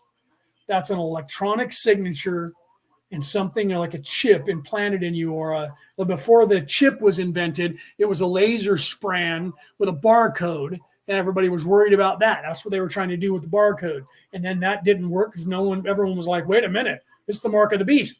Now they're trying to have an implant that goes in your hand or your forehead. So you walk up and wave your hand like, well, you won't have to have a credit card anymore because they have crime rings in this country that are now able to track when you have one of those pay credit cards that you go and get off the shelf and you buy it for $50 or $60 and they activate it. The second you activate it, that person electronically spends it online and then takes those goods and sells them online to other people. Why? Because they put those out there and then have the crime ring that they don't apparently be able to track or go after yet. When you have a credit card that you swipe, they know exactly where you are and who's swiping it so they can track somebody when they screw your credit card company over. Yet these other credit cards that are there, well, those are different. They have you believing that like a burner or cell phone can't be tracked. Well, he's on a burner. It's all over television, all the television shows. He's on a burner. We can't track that. Really? You believe that? You believe that thing being online can't be tracked by the satellite that it's actually uplinked to? Really? Then how do they know what account that phone is attached to have how many hours that it has on it? Because there's a centrally located computer that is on the company that you bought time on that knows where your phone is and who it's registered to. So one of these pay phones that you get at Walmart or wherever that's a burner phone that you can just dispose of and throw away, and they have you believing in all the television shows that they can't track that. So you think that they can track everything you're doing on your cell phone, and now they want to put a chip in you. Do you guys see what I'm saying here? Right? Okay, so literally, Agneta says 100% Sweden is chaotic. Since 2015, they want us distracted and grieve. I grieve for my country. Yeah, well, they're doing it everywhere. It's not just your country; it's all countries. They have gotten themselves into a position of being in charge of all countries long ago, and their way of life is dying, and they're desperate. So they're trying to get as much control as they can, and they're utilizing the computers, which as soon as they realized what the computers could do, and this AI right? They're literally, I was watching television today on the news, and they were saying you could use Chat GPT or any AI thing to if you're not good at finances, because we're not teaching you how to run your own finances anymore in school. They didn't say that part, but that's why they're saying it. You can have Chat GPT do all of your bills for you and keep track of all your money. Well, great. So Chat GPT, owned by that corporation that owns Chat GPT, now has access to all of your the finances and knows exactly what you're doing. You don't think they're going to take that and sell that to people that are going to target you for commercials and things like that, and sell that information to the federal government or any other government for that matter? Never mind that, right? Let's move on from that. They're telling you that ChatGPT can take care of all your money for you, and then an expert comes on and says, well, there is some drawbacks to that, because here's the truth about ChatGPT, which they found out, and I'll get into that in a second. The drawback to that is that ChatGPT may not be 100% accurate. Okay? And then they just moved on. So it might be best to not do that. But if you can't do that, you can always still use these. But know that it may not be 100% accurate, because people are now using these bio robots to create things, and guys are trying to cheat because they're evil and they can't create anything. And they're like in a law school and they have to write an essay. And they're like, oh, I'll use the technology. Chat GPT, write me a term paper on law. And they turned it in, pretending it was theirs, and they wrote it. And the teacher read it and said, what are these laws that you have examples of here? They're completely made up. They're not real. What are you talking about? The person didn't know because they never studied. They have no idea that ChatGPT just invented fake everything. And the teacher was like, this is crap. You just made up laws. This is a law school. You're supposed to be actually learning and looking up real law here. That's what this is about. And so that went all over the news. ChatGPT is not accurate. It just does what it's told to do. It doesn't know that it's supposed to look up actual facts.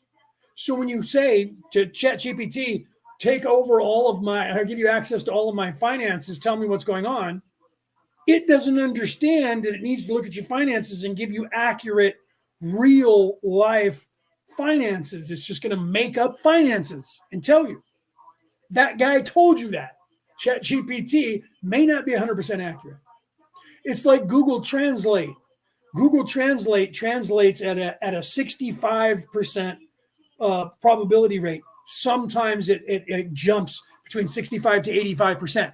So if you're using that to translate your words to talk to somebody, you're only going to be 65% accurate, and you're going to sound like you.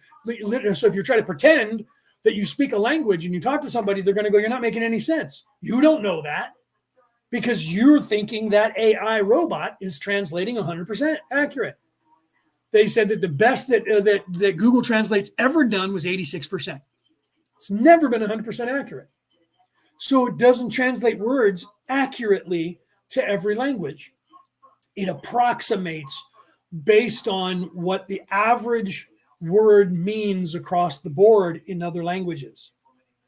And languages change. One word means something completely different in another language. But AI doesn't realize that, so it doesn't figure out what the actual word is in that language. Do you see? For example, the band Roxette, which in English means a female rocket. Roxette, like cigarette, means little cigar. It was made for women. Cigarette, cigarette, was made for women. A big cigar were for men, and the cigarette was made for women. Now, it was originally why it was named that. Roxette is rocket, masculine, feminine, little rocket, or feminine rocket. Because the lead singer of the band and lead guitarist and front person that created the band is a woman. When they went to Japan, they had to change the name of the band to Rocket, because the word Roxette translates into Japanese as diarrhea. So you wouldn't want to go and call yourself diarrhea in Japan. Although that's a great grunge band name. She should have said, fucking leave it. I like it. So they changed their name to Rocket while they were in Japan so that it wouldn't sound stupid. The Chevrolet, let's not even get into that. They had a car that was called the Nova, like a supernova, a sun, a nova, an explosion of a sun, a star collapsing. Okay. All the people who speak in the Latin world, who speak Castilian Spanish or any derivative of that, the word nova is two words, no va. And that means doesn't go, no go. Va means go and no means no. So nova, if you say that, it means don't go, doesn't go. You're not going to buy a car that doesn't go, right? So people didn't want the Chevy Nova because it was called the car that doesn't go. So I'm not going to buy a car that doesn't go. So literally they had to change the name to sell that car in all Latin countries because it wasn't going to work. It wasn't selling. And they figured that out. Lost in translation is the term that explains that. So these AI devices are not with the understanding and a sentientness to realize what that actually means to do. And they're trying to get them to learn to figure that out. Meanwhile, they're using these AI devices and getting you hooked on the AI devices because it's consolidating all of your information, getting you ready for zero money. They're already talking about it. Get rid of cash. They don't want you having anything physical, gold in your hand, silver in your hand, but they want all the rich people to buy it. So they're trying to sell it because they're trying to make money off of it until it's also worthless because they're trying to get a digital currency and get you used to the idea of a digital currency because they control it all. The only way they can do that is to consolidate everything into electricity and computers now. Have computers run everything and have everything not be anything physical in any way that you can do without them and their permission. That is what they're doing. They've been doing it all along. So if you're starting to see it, and there's Peter talking about it, but for I guess it's Angetta. I don't know how to say that. It's obviously a Swedish word, and I'm probably saying it wrong, right? Literally, if you're starting to realize it and you're like, oh no, my country is just falling apart. Your country's always been falling apart and they've always been doing this. You've just become aware of it. That's part of the problem with the ascension is that when you start to realize what's happening, first you want to fight it and you think we have to fight it in a physical way and you have to tell the world about it. Then you start to realize, do you know what they're doing? And then you have to try and tell everybody, those people who are asleep, we call them sheeple. I'm going to post that too. I haven't done it yet. But the people who are asleep, they can't know it. So when you try to point it out, they're just like, you're crazy. You're nuts. Conspiracy theorist. And they can't know until they can. And once they become that and they start to realize it, then they go, are you seeing this? They're not even lying anymore. They've never been trying to hide it. They've always been in your face with it. You just haven't seen it because you couldn't, because you were blinded by it. When you start to question and you start thinking for yourself, you start looking around and you go, wait a minute. This is not the country that I knew yesterday. When did this change? This is your epiphany. You are seeing reality for the first time. That's why my book, which is still being processed, and I got to figure out what's going on with. I'm going to contact them this coming week, find out, okay, what's going on with my book. You guys have had it for like 4 months, almost 5 months now. I fucking need to know, or I'm going to another publisher, and I'm going to sue your ass for keeping my book for 4 months and not doing anything and get all my money back plus other money, and I'm going to go to another publisher and have them publish it. That book, once it does come out, is called The Reality About Reality, Returning to the Old Ways. And this is what I talk about in there. Okay. You don't know it until you do. And then when you see it, you go, oh my God, we have to stop them. We have to fight. And then eventually you go, okay, this is actually an ecosystem and it's supposed to be happening. And then unfortunately you go, well, then I don't need to do anything. And if you don't continue to ascend, then you don't realize that you are actually supposed to do something, but you don't fight in the physical because they own the physical. You can't fight there in the physical. You have to fight in the spiritual.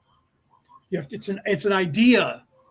It's a reality, not a physical war that you have to pick up a gun and start shooting. They want you to do that so they can kill you, lock you in prison, separate you from the herd so you cannot communicate what you know, and recondition your brain. They can't wait for people to start attacking them first. That's why you have to wait for them to attack you physically first and defend yourself, so that if you have to show it in the physical, you are the victim, not the aggressor. Okay, that's called conservative ideology, but it's true. And then you have to realize you can't make anybody believe anything they're not ready to believe. So if someone is not awake, they've already turned me off 2.5 hours ago. How long have I been on here? 2 hours and 45 minutes. Most people pop in and leave quickly if they are asleep, because they cannot stand listening to what I say, because I am absolutely crazy and I am not to be listened to, because there's a demon that is ruling me. Evil is controlling me. If they're religious, they'll believe that, because the religions will have you believe that. There are no aliens, they're demons. So they'll have you believe in this make-believe character that may or may not be real. And I'm not going to get into that. But, okay, I will. They are real. There are real demons. But they'll rather have you believe that, and I've talked about this many times, than that there could be physical aliens from another place. There are these demons who exist outside of the physical, and they're controlling things, and they work for this thing called the devil, who's trying to get you, but you can't see him, but he's everywhere. But he's supposed to be equal to the God that we're trying to sell you. And the only way that you cannot have this devil get you is to come into our house and pay us money and give us 10% of your cash and come here all the time and sit in our seats and be reoccurring customers. And then just wait here. Someday, we don't know when, you don't know when, God's going to come back for you with a bus, and you're all going to get to load up on it and go home. So just wait here. They've been preaching that for thousands of years, and God has never shown up with a bus. Well, it's because it's in the future, and God said he's going to come like a thief in the night. You'll never know when. That's the awakening. That's not the epiphany. It's the epiphany, not the rapture. The rapture is personal, and you either wake up or you don't. And that comes like a thief in the night. That is what that reference was referring to, was your personal ascension and your waking up. You don't know when it's going to happen. That's why the story of the Sufi, the guru, whatever you want to call that, because they try to ruin all of those names and say, and they're doing the same thing now with prophets. They're ruining that. False prophet, look out. He's a false prophet. He's preaching you things that are unorthodox, not what we're telling you. So therefore, he's a lie. They said that about Jesus, by the way. Okay, so for those 3 billion of you on this earth that believe that Jesus could quite possibly be God himself, manifest on earth, all the other religions, and some of the Christian religions will tell you that Jesus was not, in fact, a prophet. So who was a prophet? Well, depending on the religion, only their prophet that they want you to believe in. The Muslims say only Muhammad. But the Jews go, that's a fucking lie, because it was only Daniel. Right? So then when you go to a different religion, they're going to go, well, that's a fucking lie, because the religion is selling you their product. They're a Starbucks, and they're selling you their brand of coffee. Or they're the Dutch brothers here in the United States, or wherever else they are in the world, and they're selling you their brand of coffee. No different. The companies, the corporations that have become the churches are corporations, and when Jesus was alive, they were corporations. Then read the Bible, read the New Testament. They were already corporations then, and he was going up against their prophets, so they had to kill him.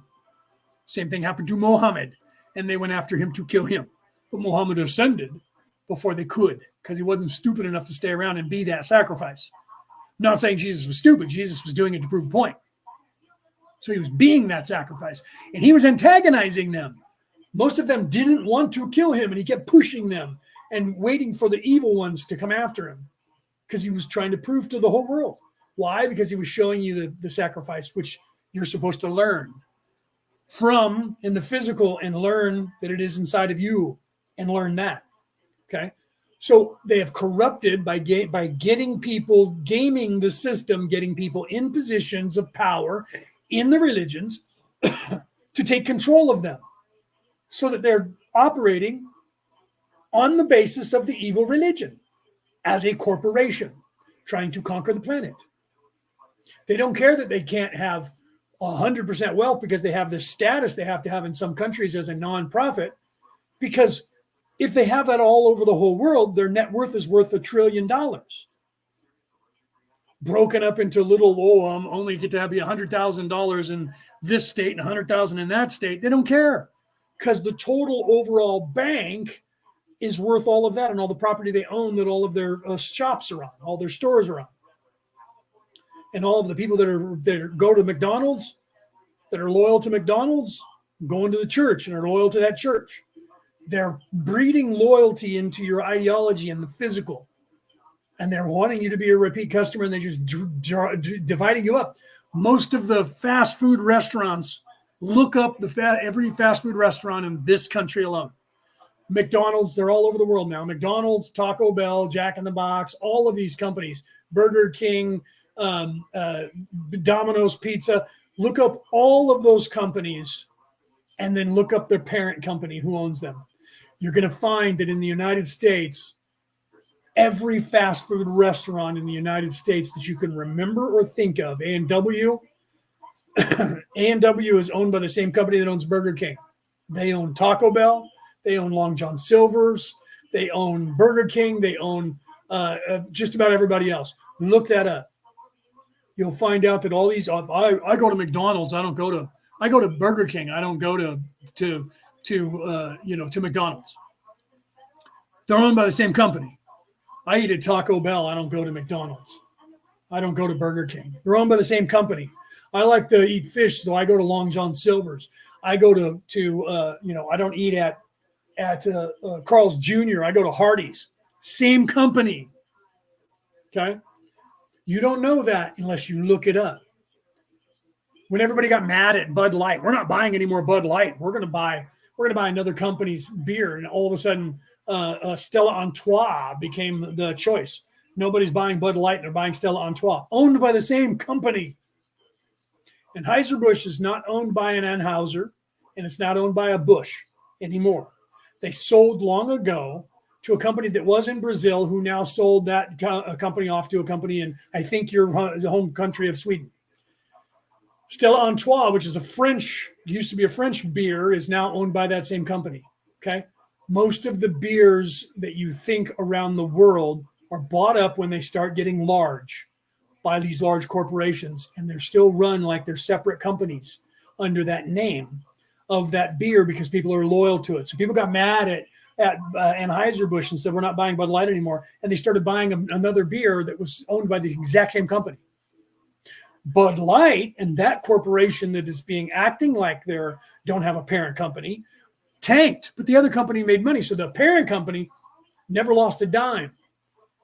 But the people that were in charge of that company had to change their way because they would lose their job because the king who owns their country, who owns their company, would hack off their head because he wasn't turning the profit. The king was actually making profit because luckily for the king, people were buying from the king anyways.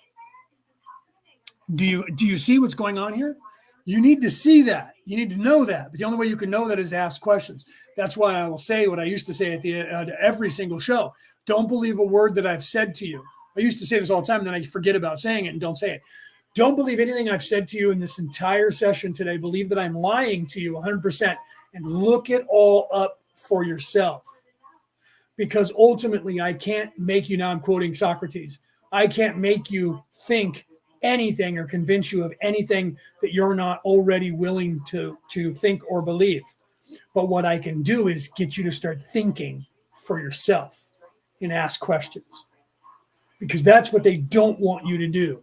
The second you start thinking for yourself and asking questions and looking shit up and not just believing anything that anyone says, and then you start realizing that where you're looking it up might be slanted and not giving you the truth. So then you go, well, instead of Google, how about I use DuckDuckGo?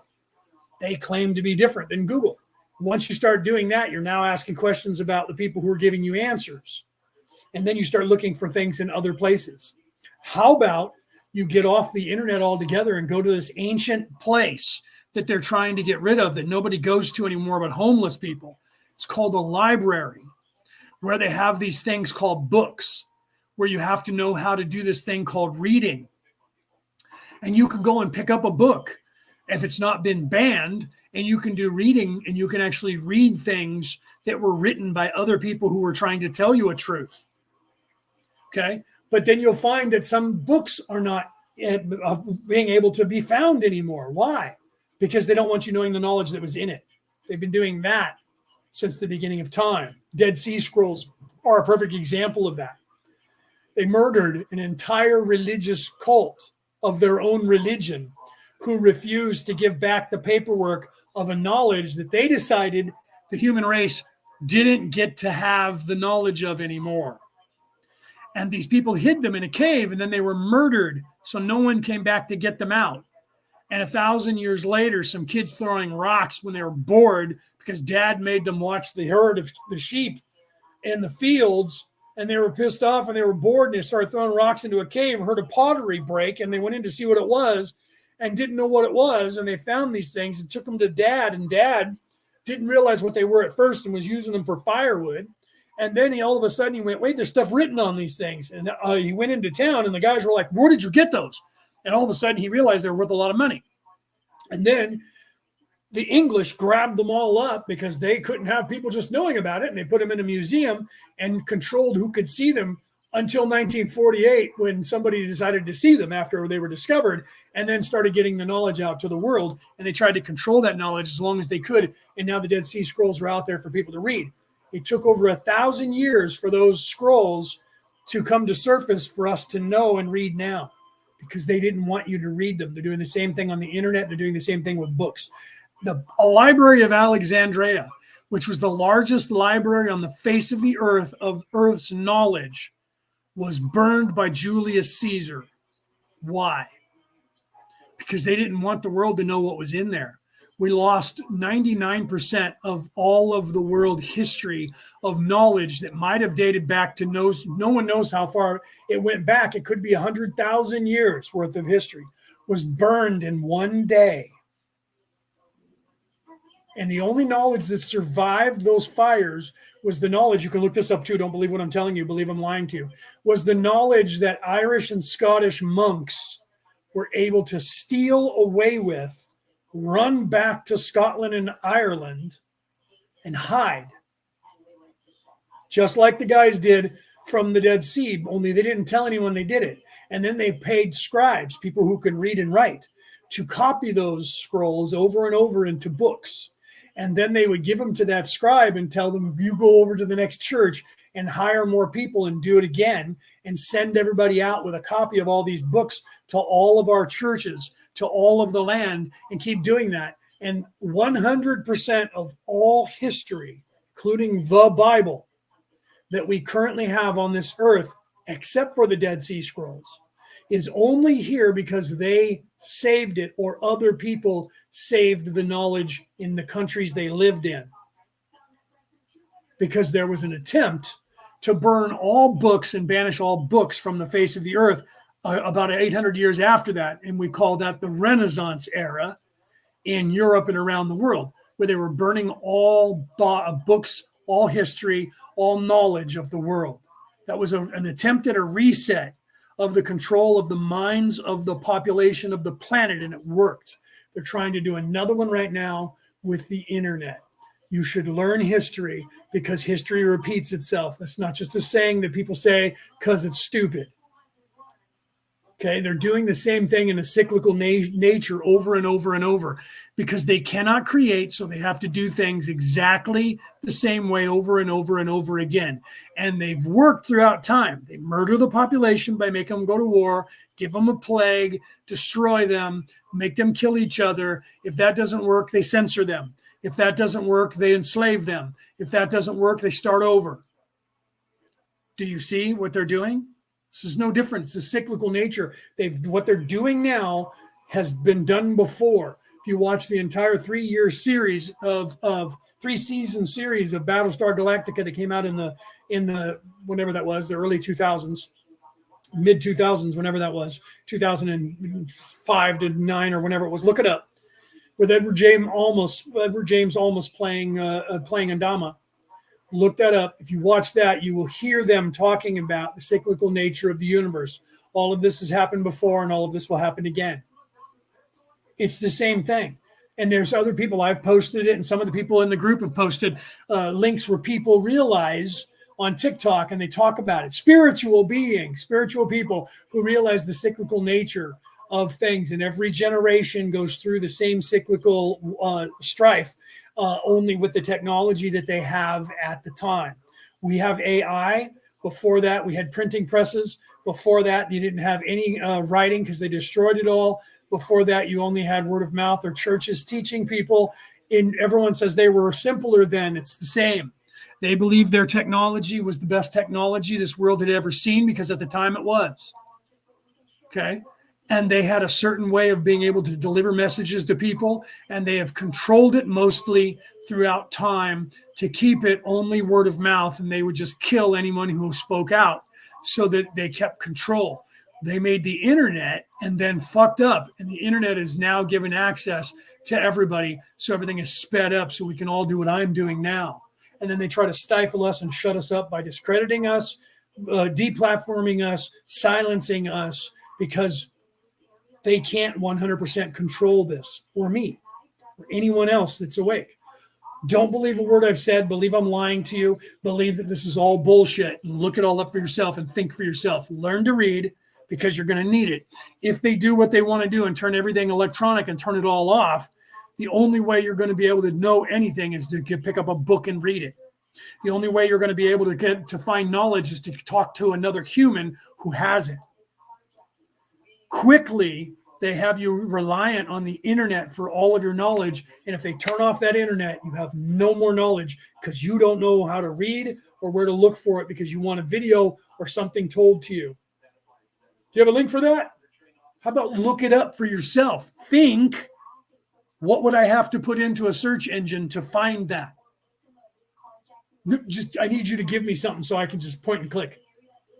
They're dumbing you down with this technology and getting you relied on it so that they can turn it off, and then you have nothing.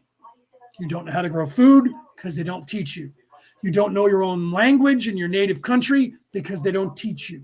You don't know anything about history because you can't know that, because you'll see, if you know history, you'll see there's a repetitive nature of things and how they happen and how they progress. And if it keeps going the same way all the time, this time it's, this is what's going to happen. Exactly what happened all those other times.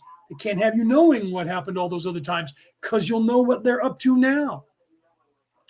Believe I'm lying to you. Look it up. Prove me wrong. Look it up for yourself and figure it out. Because what's going to happen is you're going to ask more questions that you're going to get answers for, and it's going to pose more questions. And the more you question, the more you start thinking for yourself, the more you start looking at them and go, they're lying and have been lying the entire time. They have been lying forever. And that's going to freak you out. That's the first day of you being awake for the very first time. All right, guys, I love you. Have a great night. Don't believe a word that's come out of my mouth, assuming I'm lying to you. And look it up for yourself. Go down that rabbit hole on your own.